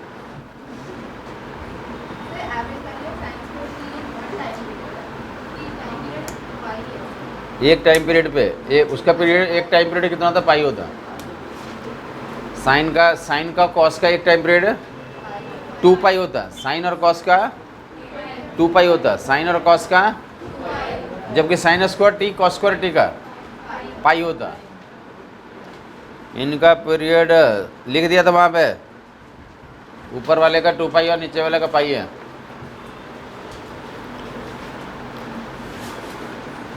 आगे से कॉस स्क्वायर टी का अब हमसे मत पूछो कि कॉस स्क्वायर टी का फिर से इंटीग्रेट करो फिर से उतारूंगा, वो अब मैं करूँगा ही नहीं। तरीका एक बार समझा दिया, साइन स्क्वायर टी का ऐसा था, ये भी कोई करने की ज़रूरत थी नहीं।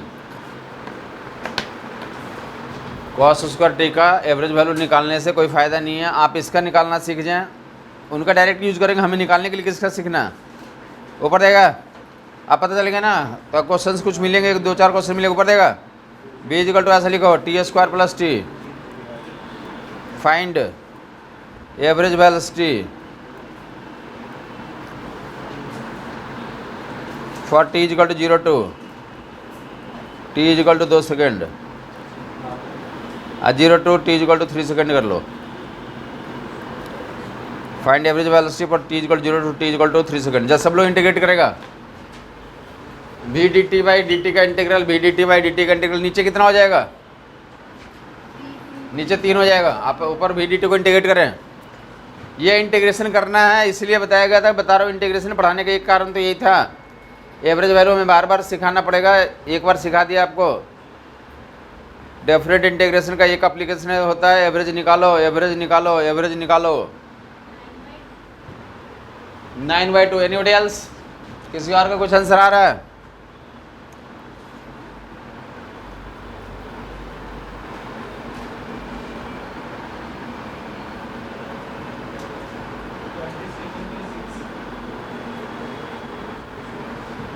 ट्वेंटी 7/6 एनीबॉडी एल्स, 9/2 और किसी का कुछ?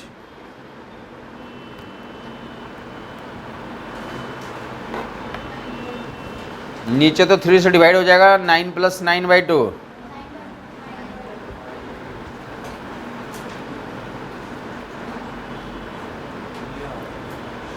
और काटो उसे और सिंप्लीफाई करो।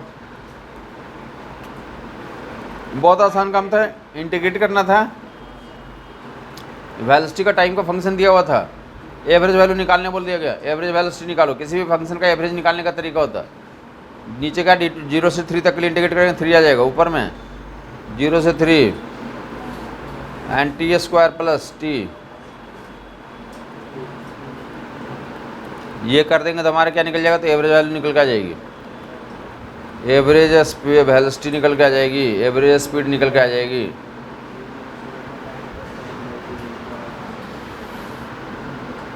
नीचे 3 है, upper limit 3/3 plus T square by 2, यहाँ पे रखोगे upper limit lower limit, upper limit lower limit,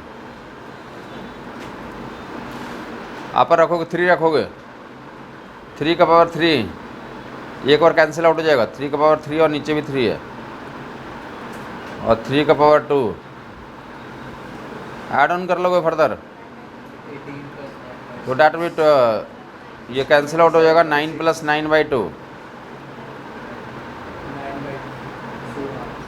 जैसे भी ऐड कर लोगे फर्दर 9/2 डैट विट 27/6, कैंसिल और कर लोगे,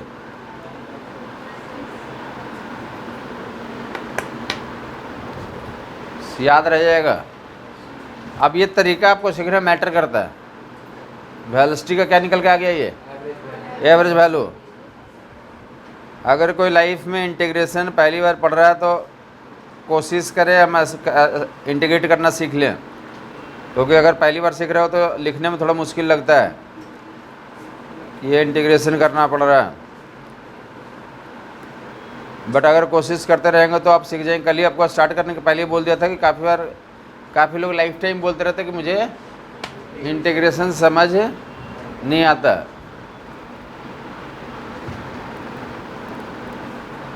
तो उस लाइफ टाइम से बाहर निकले हैं, मतलब लाइफ टाइम का मतलब अगर समझ नहीं आता तो सिलेक्शन नहीं होगा। टी स्क्वायर प्लस टी, ठीक है, ये किसका एवरेज निकाल लिया, ये ऐसा लिखा होता तो किसका वैल्यू हो जाता वही। मैं बोल रहा हूँ एवरेज एक्सेलरेशन निकालना होता फिर से वही काम करेंगे, समझ आ गया। अगर ये ऐसा लिखा होता एवरेज करंट हो जाता, समझ आ गया। मतलब क्या हो गया, मतलब काम यही करना है, काम यही करना है, वो नाम अलग हो सकता है। वो करंट का फंक्शन दिया रहेगा तो करंट का इंटीग्रेट करके निकाल लेंगे तो क्या निकल जाएगा, करंट का एवरेज निकल जाएगा। मोमेंटम रहेगा, मोमेंटम का एवरेज निकल जाएगा। मास रहेगा तो मास का एवरेज निकल जाएगा। डेंसिटी रहेगा तो डेंसिटी का एवरेज वैल्यू निकल कर जाएगी। तो जो भी फंक्शन रहेगा उसका इंटीग्रेशन करना काम है। मेथड आपको याद होना चाहिए कि ऐसे एवरेज निकाला जाता है। क्लियर हो गया अगर लोगों को? तो एक ये वाला काम कर लें कि अगर कुछ भी लिखा, मोमेंटम ही लिखा हुआ, मोमेंटम में ऐसा लिखा हुआ, इस पर ही मोमेंटम लिखा हुआ, T = ऐसा लिखा हुआ, निकालें एवरेज, निकालें आप। छोटा सा एक्सप्रेशन दिएगा 2t + 1, सब लोग करेगा। मैं बता दिया हूँ कि जो छोटी सी क्लास का मतलब यही होता है कि यहाँ पे लोग वही लोग बैठे हो जिनको पढ़ने में इंटरेस्ट है। तो कोई मोबाइल पे खेलता तब बताया करें कि मोबाइल पे खेल रहा है। ये आपकी ड्यूटी बनती है कि यहाँ पे आप इन्वायरमेंट को सही रखें कि हम पढ़ने के लिए आए हैं, पढ़ें ही, कोई दूसरा काम ना करें। आपको एवरेज निकालने बोला जा रहा है, हमारे एग्जाम में आते हैं, हमें ज़रूरत पड़ती है, तो हम ये करेंगे ये काम। ओके,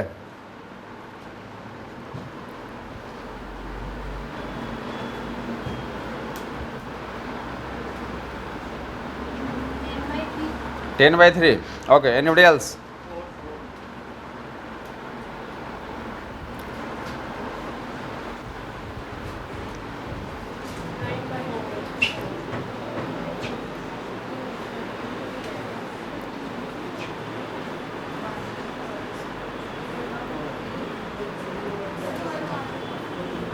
ट्वेल्व आ गया।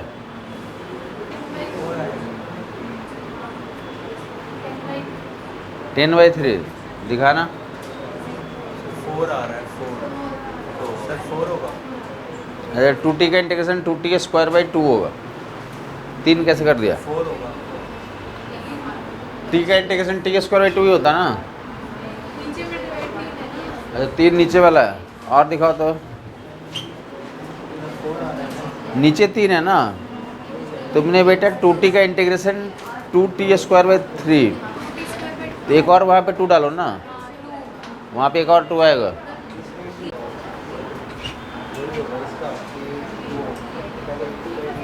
काट के करो, फिर से करो तो सही हो जाएगा। पूरे को काटो, अलग से करो, साफ सुथरे से करो। फिर से जब भी गलती हो जाती है तो उसमें नहीं देखना चाहिए। फिर से तो नए तरीके से नए पेज पे करो, आ जाएगा आंसर। सब लोग कोशिश करेंगे।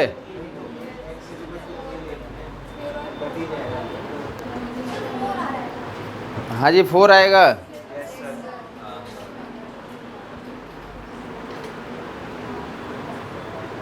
वो बताया ना कि साफ सुथरा फिर से करो। गलती में गलती ढूंढोगे तो फिर गलत होता ही रहेगा।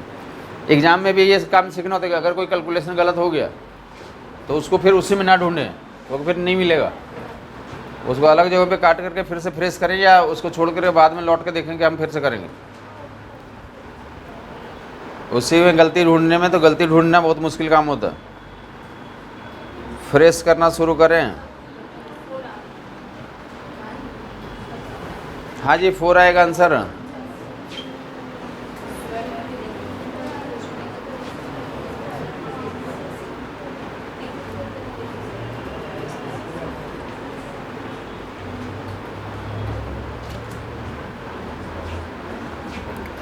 हर एक बच्चे को कर लेना चाहिए, एनफ टाइम दे दिया गया था।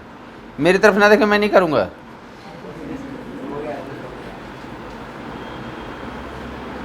ये फंक्शन है 2t+1।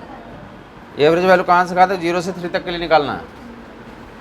ठीक है साहब, रखना था 2t+1 dt 0 से 3 तक के लिए ऊपर में, और नीचे में 3 से डिवाइड करना था। इंटीग्रेट करते अपर लिमिट लोअर लिमिट रखते तो 4 वैल्यू आ जाती पूरे कैंसिल होने के बाद। देख ले, ये जो है ना, इसमें एक स्पेशल केस आता, ध्यान सुनोगे। आपको याद होगा ना कि कल बताया था कि एक एवरेज वैल्यू का तरीका होता है कि इनिशियल प्लस फाइनल बाई 2 करके निकालते हैं। तो आपको पूछना चाहिए वो कहाँ लागू होगा। तो देखो ध्यान से सुनोगे, जब लीनियर फंक्शन होता है क्या होगा? ये मोमेंटम टाइम का कैसा फंक्शन है? लीनियर फंक्शन है। पावर 1 ही तक है ना, 2t+1 है, तो मोमेंटम टाइम का कैसा फंक्शन है? Linear function. तो इस केस में मोमेंटम का एवरेज वैल्यू निकालने के लिए, हमारे पास 2 नियम है। एक नियम तो निकाल लिया इंटीग्रेट करके, और दूसरा नियम क्या है? तो initial value plus final value by 2 कर लेंगे, तो वहाँ से भी आंसर निकल जाएगा। कुछ नहीं समझ में आई बात? लेकिन वो initial value plus final value by 2 सिर्फ लीनियर केसेस में अप्लाई होता है। जो पहले एवरेज निकालने का तरीका सीखा वो सभी जगह पे अप्लीकेबल है। उससे तो सभी केस में निकल जाएगा, कोई भी साइन हो, कोसाइन हो, कुछ भी हो। बट दूसरा एक केस, कौन सा केस बताया? जहाँ पे लीनियर फंक्शन हो वहाँ पे कैसे निकाला जा सकता है? इनिशियल प्लस फाइनल बाई कहाँ से कहाँ तक पढ़ना है? 0 से, तो इनिशियल वैल्यू ये होगा। इनिशियल टाइम पे कितना हो जाएगा? यहाँ 0 रखो, यहाँ पे 0 रखोगे तो कितना बन जाएगा? 1 आ जाएगा इनिशियल मोमेंटम। और 3 सेकंड पे तो 7, और दोनों को जोड़ के आधा कर दो तो 1 + 7/2, तो कितना आ जाएगा? तो एवरेज वैल्यू वहाँ से भी आ जाएगा। एवरेज मोमेंटम निकालना था। और बता दें ये इसी केस में एप्लीकेबल है, 1 इन 1 इसी केस में एप्लीकेबल है। लीनियर एक्सप्रेशन होना जरूरी है। Average value initial plus final by 2। Initial time 0 रख दोगे तो इनिशियल मोमेंटम आ जाएगा, 1 आ जाएगा। देख लेगा इनिशियल टाइम का मतलब क्या है? इनिशियल वैल्यू का मतलब ये देखोगे इधर, ये टी की वैल्यू 0 यहाँ पे डालोगे, टी की वैल्यू 0 डालोगे तो 0 हो गया और ये 1, तो इनिशियल मोमेंटम की वैल्यू कितनी आगे? 1 आ गई। और 3 सेकंड पे डालोगे, 3 सेकंड पे डालोगे तो 2 × 3 6 हो गया, 6 + 1 7, तो कितना आ गया ये? तो 8/2 4 हो जाएगा। समझ आ गया वो लोगों को? अगर लीनियर एक्सप्रेशन है तो एवरेज वैल्यू ऐसे भी हम लोग निकाल लेते हैं। लीनियर एक्सप्रेशन है, ये केस लीनियर वाले में एप्लीकेबल होगा। तो एक प्रैक्टिस के लिए फटाफट कर लें आप, जहाँ लीनियर ही दे रहा हूँ, बाकी कोई कॉम्प्लेक्स रहेगा तो वहाँ पे तो बस वही इंटीग्रेशन वाला एक नियम होता है। तो भी दिया हुआ v = that is t + 5, t = 1 to 1, t = 4 second में एवरेज वैल्यू निकालना, t=1 टू t=4 सेकंड भी एवरेज निकालना। फटाफट कर लेगा लोग। आइदर वे में जैसे आपको इंटीग्रेशन से मन कर रहा इंटीग्रेशन से कर लें, एवरेज वाला से कर रहा है एवरेज से कर लें।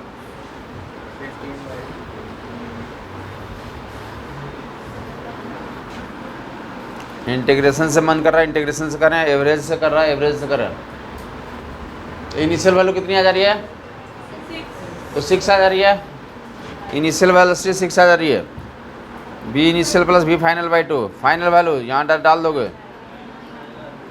इनिशियल वैल्यू t=1 डालोगे यहाँ पे 1 + 5 डेट विल बी 6, और फाइनल वैल्यू यहाँ पे 4 डालोगे। 4 + 5 कितना हो गया?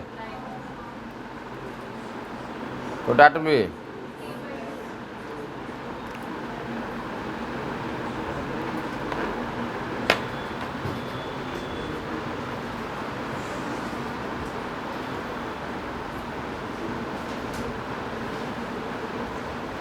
क्लियर है। तो वन मोर ऐसा देख लें आप, बोले कि मोशन जो रहा ना, मोशन हो रहा, हमने यहाँ तक आपको पढ़ा दिया। ये कैसे डिराइव कर रही है याद है कुछ? v - u = a × t derive कर लिया नहीं कर लिया? हाँ, इंटीग्रेशन करेंगे तो डिवाइड पे 3 आएगा ना, 1 to 4 अगर 1 to 4 करोगे तो हाँ नीचे 3 आएगा, upper limit minus lower limit 3 आ जाएगा। इंटीग्रेशन से नीचे 3 आएगा, आप इंटीग्रेट करोगे ऊपर से t²/2 लंबा पड़ेगा उधर से। समझ आ गया? v - u = 80 डिराइव कर लिया ना। इनिशियल वैल्यू 0 तो v कितना लिख लोगे? अगर v = u + 80 डिराइव कर लिया, v कितना हो गया? u + 80 डिराइव हो गया। इनिशियल वैल्यू 0 तो v कितना लोगे टाइम t पे? ये कब वैलिड है? ये कांस्टेंट एक्सेलरेशन के लिए। अरे ये तो कांस्टेंट के लिए तो मल्टीप्लाई करते थे ना। तो v = 80 आ गया तो बोला था कि कोई पार्टिकल मोशन कर रहा है। क्या कर रहा है पार्टिकल?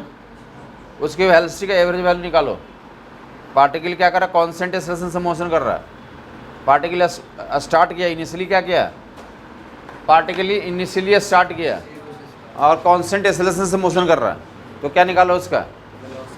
तो एवरेज वेलोसिटी निकालो। देखता रहेगा ऊपर पार्टिकल क्या कर रहा है? स्टार्ट कर रहा है और कैसा मोशन कर रहा है? कांस्टेंट एक्सेलरेशन से मोशन कर रहा है। तो क्या निकालें आप? एवरेज वेलोसिटी निकालो। ऊपर देखता रहेगा एवरेज वेलोसिटी निकाल रहा हूँ मैं। एवरेज वेलोसिटी v dt याद रह गया? ये पार्टिकल क्या कर रहा है? स्टार्ट कर रहा है, कांस्टेंट एक्सेलरेशन से मोशन कर रहा है। क्या निकालना हमें? Average velocity. 0 से t टाइम पे एवरेज वेलोसिटी निकालना है। ऊपर देगा, मैं लिख दे रहा हूँ v = 80 लिखूंगा। क्या बन जाएगा यहाँ पे? t dt, और नीचे t डाल दूँ डायरेक्ट, और ऊपर नीचे t काट दूँ। ऊपर नीचे काटूँ ही नहीं काटूँ? नहीं कटेगा। ये t नहीं है, इंटीग्रेशन में t है। काफ़ी लोग करते हैं ऐसा कि काट देते हैं, फिर वो मेरे पास लाते हैं कि सर गलती खोजो तुम इसमें। पूरा गलती है, वो कटेगा नहीं। वो इंटीग्रेशन में है, इंटीग्रेशन होके कटेगा। वो इंटीग्रेशन होने के बाद कटेगा। t²/2 क्लियर हुआ? तो आंसर आ गया कितना?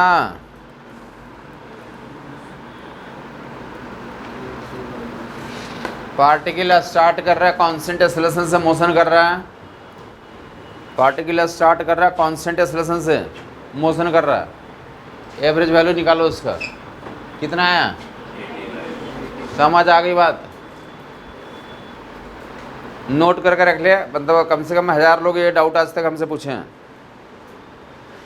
और जहाँ आए तो आप वो कंप्लीट भी कर लेंगे। ऐसा नहीं कि फिर से आप लेके आ जाएंगे हमने तो ले आया। वो तो क्लास से बताने के बाद बोल देने का मतलब यही होता है कि आप सतर्क रहें कि हम जब क्वेश्चन आए तो वहाँ पे तो कर लिया। हर एक बुकलेट में आपको मिल जाएगा, क्योंकि प्रीवियस ईयर में कभी ना कभी पूछा गया ये। तो ऑब्जेक्ट स्टार्ट कर रहा है, कांस्टेंट एक्सेलरेशन से मोशन कर रहा है, टाइम t पे एवरेज वेलोसिटी बता दें।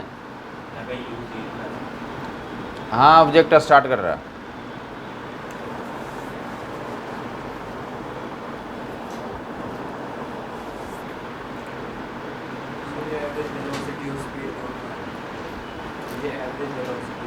हाँ, एवरेज वेलोसिटी हो गई, स्पीड बोलेगा तो भी माना जा रहा है कि स्ट्रेट लाइन मोशन ही कर रहा है। कर लेंगे जहाँ पे जरूरत होगी। तो वन मोर इज ये क्या लिया, टाइम एवरेज निकाल लिया। बेसिकली क्या निकाला आपने, तो दूसरा स्पेस एवरेज एक निकालें।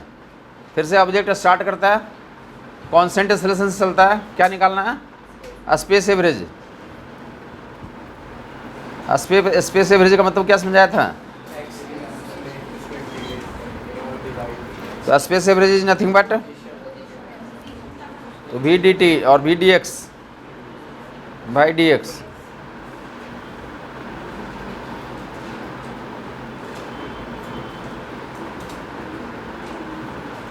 ये पोजीशन पे इंटीग्रेट करने को क्या बोलते हैं हम लोग, पोजीशन पे इंटीग्रेट करने को स्पेस एवरेज बोलते हैं। बता दिया कि 1000 लोग कम से कम अभी तक का तो लोग डाउट पूछें इस क्वेश्चन को। अगर आप केयरफुली नहीं सुनते रहोगे तो फिर से आप लेके आओगे कि सर ये स्पेस एवरेज होता ही क्या। तो सुनते रहें और जहाँ मिले तो आप अप्लाई कर दें। आपको सीधा सीधा ना तो ऊपर वाले लैंग्वेज में बताया जा रहा है। जब आप मैच खेल रहे होगे ना, मैच खेलते हैं तो अंतिम ओवर में एक ही विकेट गिरना जीतने का चांस है। तो स्टेडियम में जितने लोग होते हैं हर एक लोग चिल्लाता डंडे पे मारो। कहाँ पे मारो, मतलब क्या, तो यॉर्कर मारो, तो इधर उधर डालोगे तो वो भी मार ही देगा।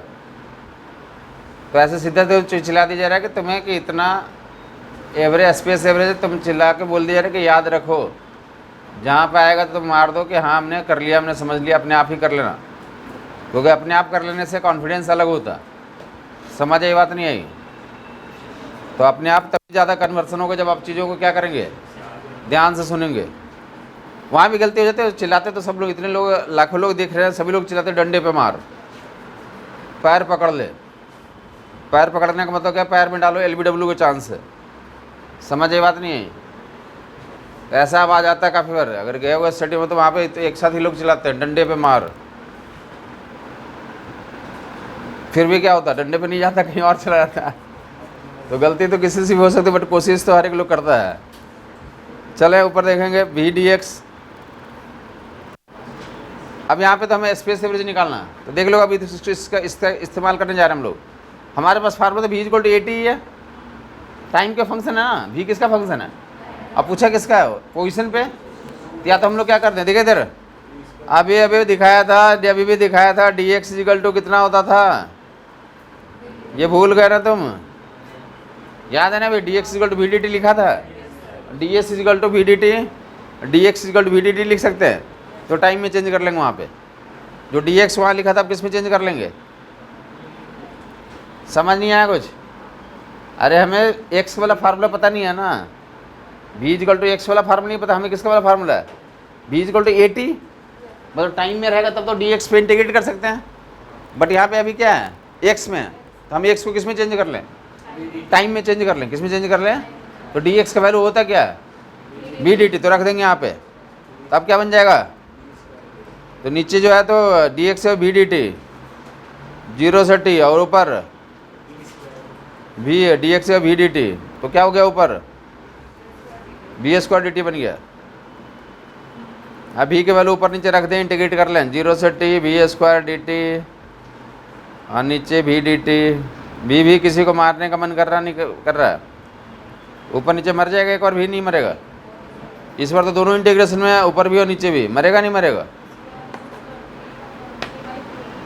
ये और ये मरेगा नहीं मरेगा, नहीं मरेगा। पहले अभी क्या लिखेंगे स्क्वायर में, V के जब पहले 80 लिखेंगे, V का एवरेज निकालना ना, तो V का टाइम फंक्शन तो लिखेंगे, तो V के जब पे 80 लिखेंगे तो A² T² हो जाएगा, और यहाँ पे V के जगह पे 80 हो जाएगा। अब इंटीग्रेट करेंगे, इंटीग्रेट करने के बाद फिर मारेंगे।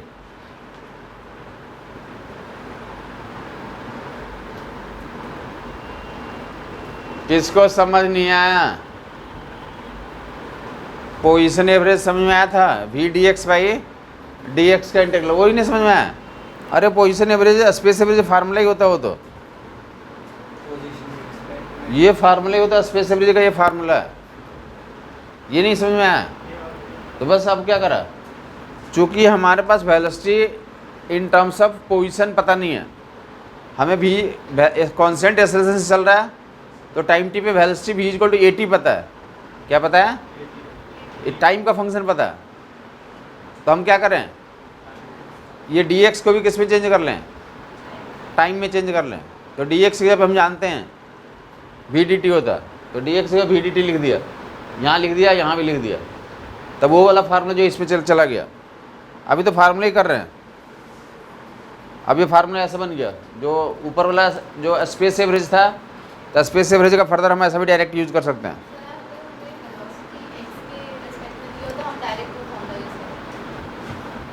बोले पोजीशन के टर्म्स में डायरेक्ट ही दिया हुआ है और उसका यूज इस्तेमाल करने बोल दिया कि मतलब पोजीशन एवरेज निकालो, स्पेस एवरेज निकालो, डायरेक्ट रख के काम कर सकते हैं।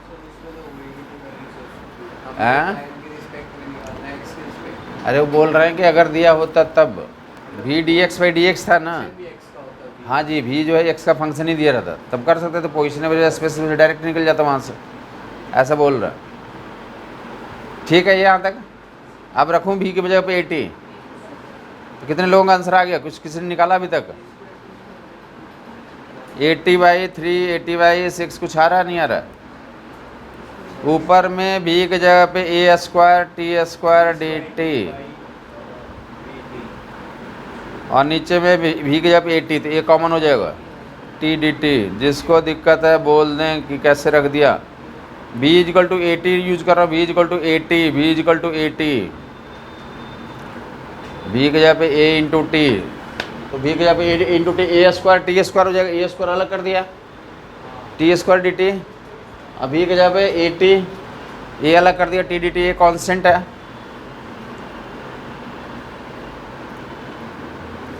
अब ऊपर में कितना हो गया? TQ/3 और ये वाला t स्क्वायर बाई, और ये मारा जाएगा तो कितना आ जाएगा? ये आ जाएगा। कट बट लगाओ तुम, 80/2/3 या 3/2?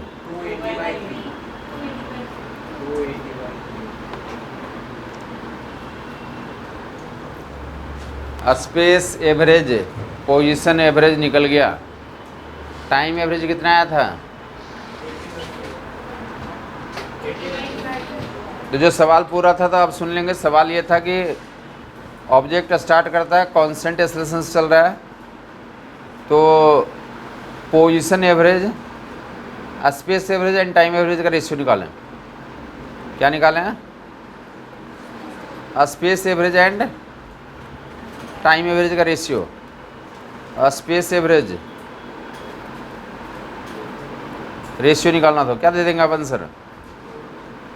स्पेस एवरेज निकाल दिया, टाइम एवरेज निकाल दिया, दोनों का रेशियो ले लो।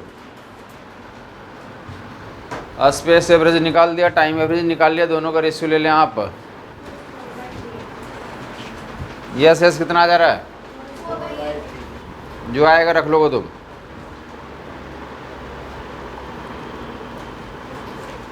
अब तो ये याद रख लोगे, स्पेस इज नथिंग बट, अभी भी निकाला 2/3 80 और डेट विल 1/2, तो कितना आ जाएगा वो? 80 था, रख के मार लोगे ऐसा। एवरेज जहाँ भी जरूरत पड़ेगी निकाल लोगे, बस सीधा इतना ही काम करना, इसमें भी कुछ एक्स्ट्रा नहीं करना था। स्पेस एवरेज सिखा देगा, आगे मूव करेगा। तो देख लिया, अब हमारे पास जो एवरेज वैल्यू लेने के लिए, तो v - u = integral of a dt। ये डायलॉग सबको याद हो गया। एक बार अलग से दिखा देता हूँ कि इसमें क्या होता है, तो ये डायरेक्ट हमारे सवाल होते हैं इस पर। v - u = integral of a dt box में रख लेगा, इस पर सवाल आते हैं। क्योंकि मान लिया था कि जो तुम्हारे एग्जाम में v = u + 80, v s = ut + 80² v² = u² + 2s snth = u + a/2 2n - 1। इस पे जो सवाल आएंगे तो सभी लोग कर लेंगे। किसी को गलती होने के चांसेस होते, तो यहाँ से भी एलिमिनेशन होने के चांसेस होते हैं। समझ आई बात नहीं? तो ये एक्सप्रेशन मास्टर एक्सप्रेशन है, हमें याद रखने की जरूरत है। इसमें समझ में आ गया कि क्या क्या होना, तो ए वेरिएबल रहेगा तो इंटीग्रेट करके आंसर निकाल लेंगे हैं। और ये VT ग्राफ रहेगा, एरिया से क्या निकल जाएगा? एरिया से चेंज इन वेलोसिटी निकलेगा। और अगर इनिशियल वेलोसिटी 0 तो क्या निकल जाएगा? अगर इनिशियल वेलोसिटी 0 तो क्या निकल जाएगा? एरिया से फाइनल वेलोसिटी निकल जाएगा। क्लियर बात हो गई? हाँ, इनिशियल वेलोसिटी दिया तक 0 है, तो यहाँ से क्या निकल के आएगा? फाइनली निकल के आएगा। और एक लेकिन तुम किसी भी किताब को सोल्व करोगे तो एक सवाल पूछा हुआ कि ये दिया हुआ, ये 11 मीटर पर सेकेंड स्क्वायर और 10 सेकेंड, 10 सेकंड पे फाइनल वेलोसिटी बताएं अगर ऑब्जेक्ट स्टार्ट करता है। अरे किताब में क्वेश्चन कभी आईआईटी के एग्जाम में पूछा गया था कि एक्सेलरेशन टाइम ग्राफ दिया हुआ था, ऑब्जेक्ट स्टार्ट करता है, find velocity eight t = 10 second, यहाँ पे वेलोसिटी निकालें। समझ नहीं आया कुछ तो इसका एरिया निकाल लोगे, एरिया निकल जाता ना, half into base into height, हर एक किताब में बना हुआ, तुम अगर कर रहे होगे तो तुम्हें मिल भी गया होगा। एटी ग्राफ बना हुआ, कभी आईआईटी के एग्जाम में पूछा गया था कि इनिशियल वेलोसिटी 0, 10 सेकंड पे वेलोसिटी बताएं, तो एरिया से कितना निकल के आ जाएगा, half into base into height, that will 55 metre per second, area will 55, that will give you velocity. v minus you equal to integral of A D T, याद रह जाएगा, v minus you equal to integral of A D T. Clear है ये? एक दो question जो कि लोग नहीं हो पाता जिनसे, तो ए दिया रहता है, एक्सेलरेशन को ए से लिखते हैं या एफ से लिखते हैं, ए दिया हुआ एक्सेलरेशन दिया हुआ एफ नॉट टी, ऑब्जेक्ट जो है तो यू वेलोसिटी से चल रहा है, इनिशियल वेलोसिटी कितनी है u, find velocity at time t, if acceleration of the particle is f naught t, initial velocity u, find velocity at time t, v निकालना है, इनिशियल वेलोसिटी यू है, t equal 0 पे velocity कितनी है you है, final velocity time T पे निकालना। कुछ समझ नहीं आया? इनिशियल वेलोसिटी यू है, फाइनल वेलोसिटी निकालना है, एक्सेलरेशन का वैल्यू दिया हुआ, क्या फार्मूला लगाएंगे, v minus you equal to integral of A D t, v minus you equal to integral of A D t, हाँ या नहीं? एक जगह पे कितना रखेंगे, एफ नॉट टी, ये एक जगह पे कितना रखेंगे, रख के इंटीग्रेट करेंगे, कितना आ गया, f naught t, f naught t, f naught t D T 0 से t तक के लिए, v minus you equal to f naught बाहर आ गया t²/2, या कितना हो जाएगा यहाँ से, v equal to you plus f naught t²/, समझ आ गया? अगर ये क्वेश्चन भी सही से नहीं समझ में आया तो फिर से आपको किताब में मिलेगा और फिर से आप पूछेंगे हमसे, क्या पूछते हैं और समझ में आता है?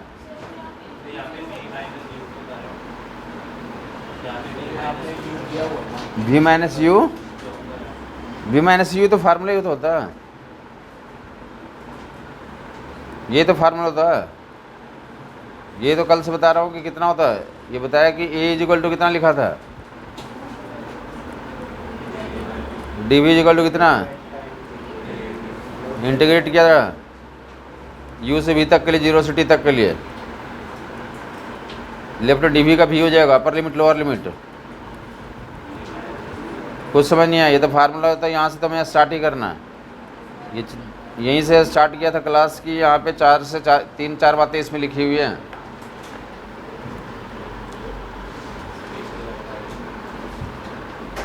ये पीछे ये वाला देखिएगा। अब हमसे लोग क्या पूछते हैं इसके बारे में, ये क्वेश्चन रहता है कि एक्सेलरेशन के वैल्यू एफ नॉट टी है, टाइम टी पे क्या पूछता है, वेलोसिटी, टाइम टी पे क्या पूछा जाता है, समझ आई बात नहीं है? ये क्वेश्चन सबको समझ में आ गया? कितने लोगों ने क्वेश्चन ऑलरेडी देख भी रखा है, आपने देखा? सेम ही क्वेश्चन था ऑप्शन में या क्वेश्चन में? काफ़ी लोग पहले आंसर देख लेते हैं कि आंसर में क्या लिखा है, क्वेश्चन देखा था आंसर देखा था, क्वेश्चन ये देखा था, तुमने क्या करा था?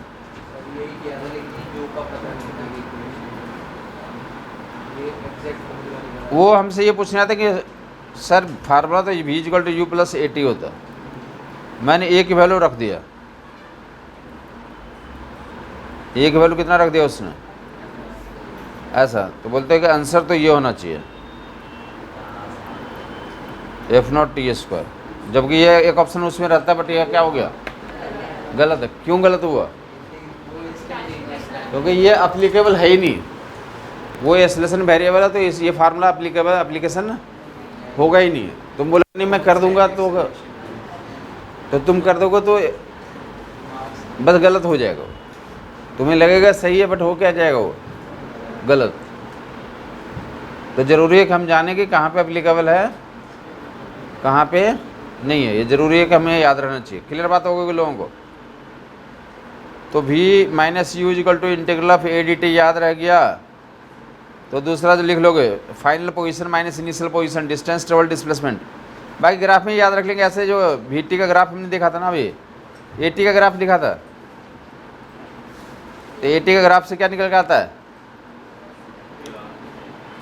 चेंज इन वेलोसिटी निकल कर आ जाता है। और जब एरिया मेजर करते थे, ऊपर वाले एरिया को प्लस और नीचे वाले एरिया को क्या लेते हैं हम लोग, माइनस मेजरमेंट करते हैं। ऐसे याद रखेंगे आप, जब एरिया मेजर करते हैं तो ऊपर को प्लस और नीचे को माइनस में लिया जाता है। तो दूसरा वाला देख लो, दूसरा एक्सप्रेशन किस पे चले थे हम लोग, d s equal to integral of v D t, या एस निकालना distance travel displacement delta s integral of v D t. सबसे ज़्यादा क्वेश्चन किताबों में या सबसे ज़्यादा एप्लीकेशन वाला पार्ट यही है।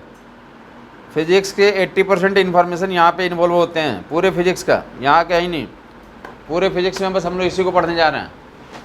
या इसी से आगे क्या डिराइव कर सकते हैं आप, तो यहाँ से तो वेलोसिटी को इंटीग्रेट कर दोगे तो क्या निकल के आ जाता है, डिस्टेंस ट्रेवल्ड डिस्प्लेसमेंट। बेसिकली इसमें क्या है कि ऑल थ्री चीज़ों क्या इन्फॉर्मेशन क्या इन्वॉल्व है, ये क्या इन्वॉल्व है, वेलोसिटी एंड टाइम ग्राफ दिया रहेगा, तो एरिया से क्या निकल जाएगा, distance travel displacement. Velocity variable तो इंटीग्रेट करने से डिस्टेंस ट्रेवल डिस्प्लेसमेंट कांस्टेंट रहेगा तो वी इंटू टी कर लेंगे, ठीक है। ये तो वी टी का तो एक्सप्रेशन आपने देख लिया, एक ग्राफ देख लिया, तो ऐसे एक वी टी ग्राफ बना दे रहा हूँ। ऊपर देखेगा बहुत फेमस ग्राफ है, नाम से क्या पुकारते हैं, trapezium graph, trapezium graph, trapezium graph trough. ऐसा मैंने आर्बिट्ररी कुछ बना दिया। मैं बस इतना इस ग्राफ से ये बोलना चाहता हूँ आपसे, है किसका ग्राफ, बीटी ग्राफ। ये मोस्ट पॉपुलर क्यों है, क्यों पॉपुलर है ये? अगर तुम्हें अगर 9th क्लास या 7th क्लास में बच्चे के लिए पेपर बनाना हो, 9th और 7th को तो पढ़ा ही सकते हो तुम फिजिक्स, तुम्हें मुझसे नहीं पढ़ना तो पढ़ा सकते हो तुम। तो तुम्हें भी जब क्वेश्चन बनाने का मौका मिलेगा तो अब क्या बनाओ, एक क्वेश्चन तो तुम वीटी ग्राफ पे दोगे ही दोगे।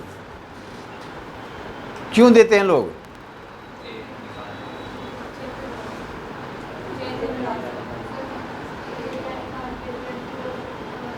गुड गुड, और बोले क्योंकि इसमें सब कुछ लिखा हुआ, पोजीशन के बारे में बताया हुआ, वेलोसिटी भी बताया हुआ, एक्सेलरेशन भी बताया हुआ।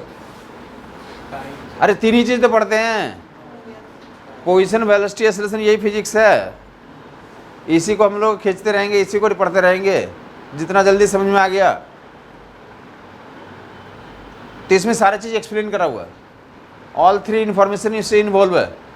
जैसे उन्होंने बोला कि इसका एरिया से क्या निकल जाएगा, डिस्टेंस ट्रेवल डिस्प्लेसमेंट निकल जाएगा, खत्म हो गया डिस्टेंस ट्रेवल डिस्प्लेसमेंट। ये भी के बारे में तो दिया हुआ कि जैसे जैसे टाइम बढ़ रहा है तो यहाँ से यहाँ तक क्या हो रहा है, वेलोसिटी बढ़ रही है, और यहाँ पे वेलोसिटी क्या कांस्टेंट है, और ऐसे जो है वेलोसिटी घट रही है। जैसे यहाँ से वेलोसिटी है मैक्सिमम थी और क्या कम हो जा रही है, वेलोसिटी क्या हो रही है, कम हो जा रही है, हाँ या नहीं। और इसके अलावा इसका स्लोप निकाल लोगे तो एक्सेलरेशन निकल जाएगा ऑब्जेक्ट का।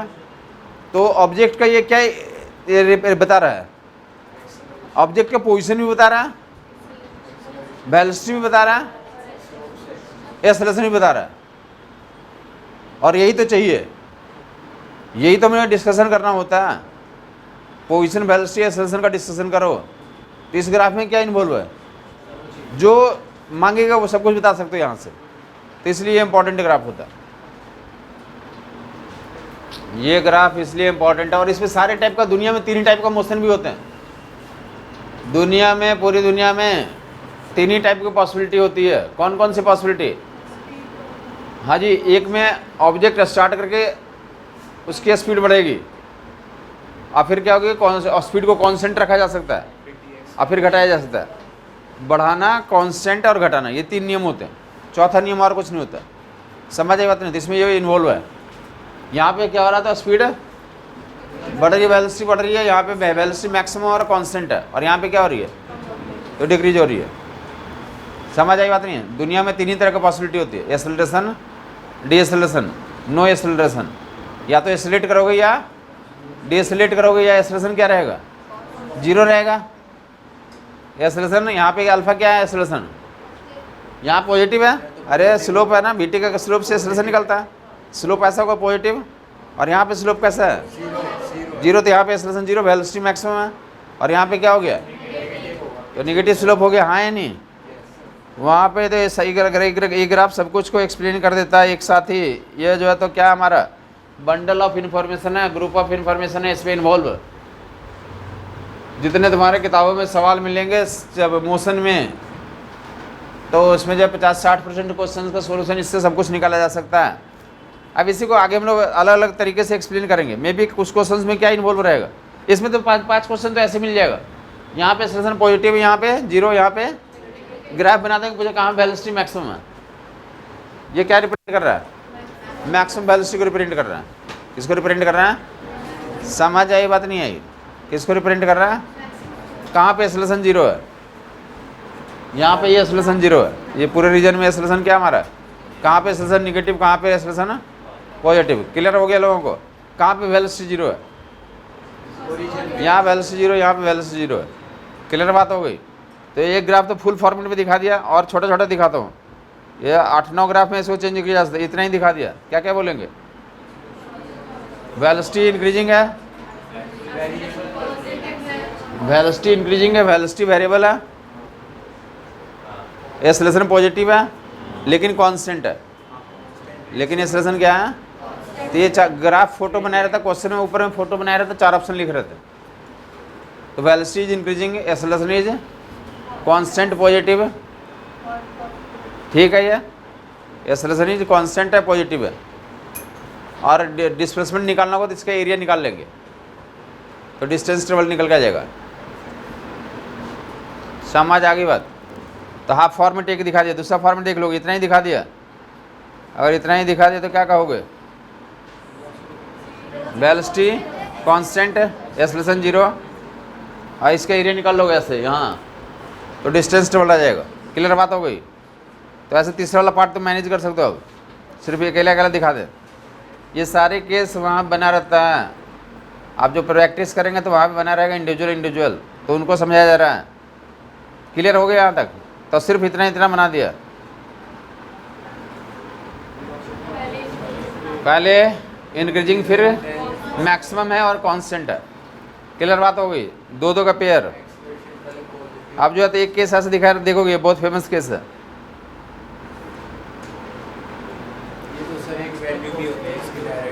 हाँ, 4-5 इन्फॉर्मेशन इस पे आगे आएंगे। फिलहाल तो इतना तो पता चल गया ना कौन सा मोशन है। ये कौन सा मोशन है? ये यही मोशन है। दिखा? क्या दिखा? ये क्या दिखा इसमें? यही दिखाया हुआ है इसमें। जब ऊपर जा रहा था तो क्या लग रहा था? जी नीचे लग रहा था, तो क्या था? रिटार्डेशन का काम कर रहा था। जाते समय रिटार्डेशन का काम और आते समय यही है। ये यहाँ पे एक्सेलरेशन क्या है? निगेटिव, और यहाँ पे क्या है? इसी मोशन को एक्सप्लेन कर रहा था। BT graph, acceleration and retardation, यार अल्फा पॉजिटिव अल्फा निगेटिव। यहाँ पे वेलोसिटी, यहाँ पे वेलोसिटी क्या था हमारा? मैक्सिमम। क्या हमारा? बात क्लियर हो गई? ये बीटी ग्राफ अल्फा कांस्टेंट अभी नहीं, एक्सेलरेशन तो अल्फा पॉजिटिव अल्फा निगेटिव है। आएगा ना, अल्फा बीटा फार्मूला आएगा। ये मैक्सिमम वेलोसिटी का अल्फा बोल रहा था कि एक्सेलरेशन अल्फा है और रिटार्डेशन बेटा, टाइम टी तक मोशन कर रहा। नोट ही कर ले फार्मूला। फिलहाल मैक्सिमम वैल्यू से पूछा जाता है, वी मैक्स की वैल्यू बता दो, तो प्रूव कर दूंगा alpha beta by alpha plus beta into T आ जाता है। मैक्सिमम वैल्यू से पूछा जाता है। ये बहुत फेमस फार्मूला, पुराने ज़माने में IIT के एग्जाम में पूछा गया था, तुम्हारे जन्म से भी 20 साल पहले। 80 के आसपास पूछा गया है IIT के एग्जाम में कि पहले अल्फा एक्सेलरेशन से चला, फिर रिटार्डेशन बेटा से स्टॉप कर गया, टाइम टी मोशन हो गया, तो मैक्सिमम वेलोसिटी निकालो, डिस्टेंस ट्रेवल निकालो, एवरेज स्पीड निकालो। हाँ, बोला कि पहले अल्फा एक्सेलरेशन और बीटा रिटार्डेशन है। या कहाँ कहाँ पे 5 जगहों पे लगेगा ये आज और 5 जगहों पे अप्लाई कर सकते हैं इसको। जहाँ जहाँ पे ऐसा एक्सेलरेशन और रिटार्डेशन का केस होगा वहाँ पे अप्लीकेबल होगा। एक एग्जाम्पल बता दो, 2-4 तुम घर पे सोच करना।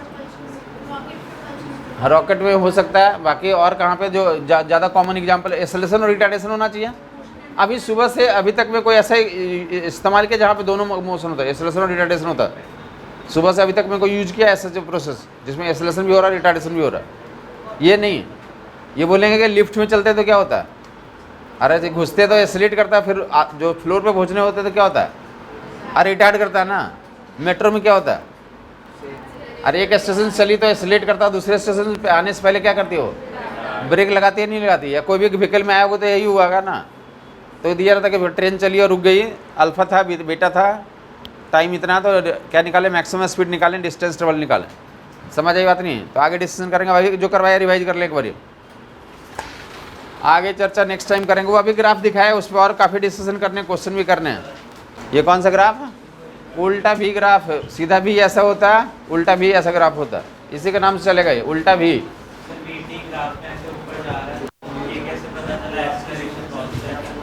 ये लाइन है ना, लाइन का तो स्लोप कांस्टेंट रहेगा ना, लाइन का स्लोप क्या रहेगा, इसका स्लोप क्या है, कांस्टेंट कोई वैल्यू है, यही बीटी ग्राफ में ये क्या बन जाएगा, एक्सेलरेशन बन जाएगा, तो कांस्टेंट एक्सेलरेशन हो गया। बीटी ग्राफ में वही कांस्टेंट एक्सेलरेशन बन जाएगा। जल्दी जल्दी रिवाइज करेगा, आपस में बातचीत ना करे।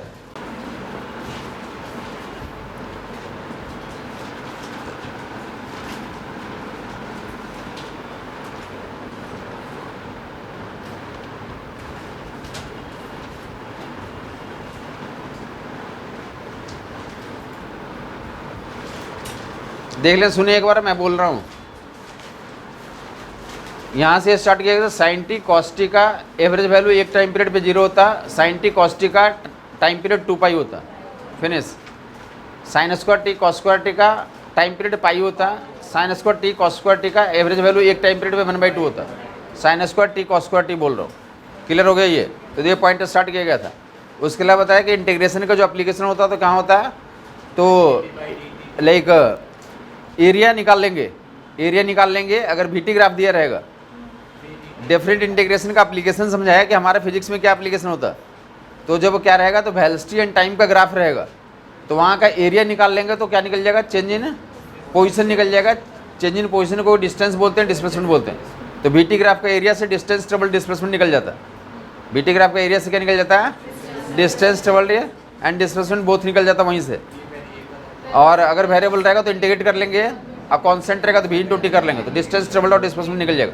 इस तरह के 5-6 एग्जाम्पल हमने दे रखा था कि अगर क्या रहेगा तो एक्सेलरेशन वेरिएबल रहेगा तो इंटीग्रेट करेंगे change in velocity, acceleration T का ग्राफ रहेगा तो एरिया निकाल लेंगे तो क्या निकलेगा, चेंज इन वेलोसिटी, या फिर क्या रहेगा तो एक्सेलरेशन कांस्टेंट रहेगा तो v minus you equal to 80 बन जाएगा। तो एरिया अब वेरिएबल में इंटीग्रेशन करेंगे और कांस्टेंट में क्या कर देंगे, मल्टीप्लाई कर देंगे, तो AIM बना लिया था। और जो डिफरेंट इंटीग्रेशन है उसी का एप्लीकेशन कहाँ यूज करते हैं हम लोग, एवरेज निकालने के लिए। किसके लिए यूज करते हैं हम लोग, एवरेज निकालने के, किसी भी फंक्शन का एवरेज निकालना।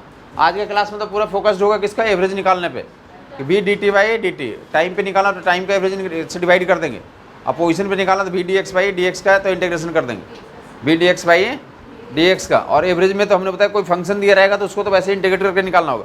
जबकि लीनियर फंक्शन रहेगा तो लीनियर फंक्शन में initial value plus final value by 2 कर लेंगे, तो वहाँ से भी हमारा आंसर निकल का जाता है। Initial value plus final value by 2 कर लेते हैं तो वहाँ से आंसर निकल का जाता है। क्लियर हो गया लोगों को?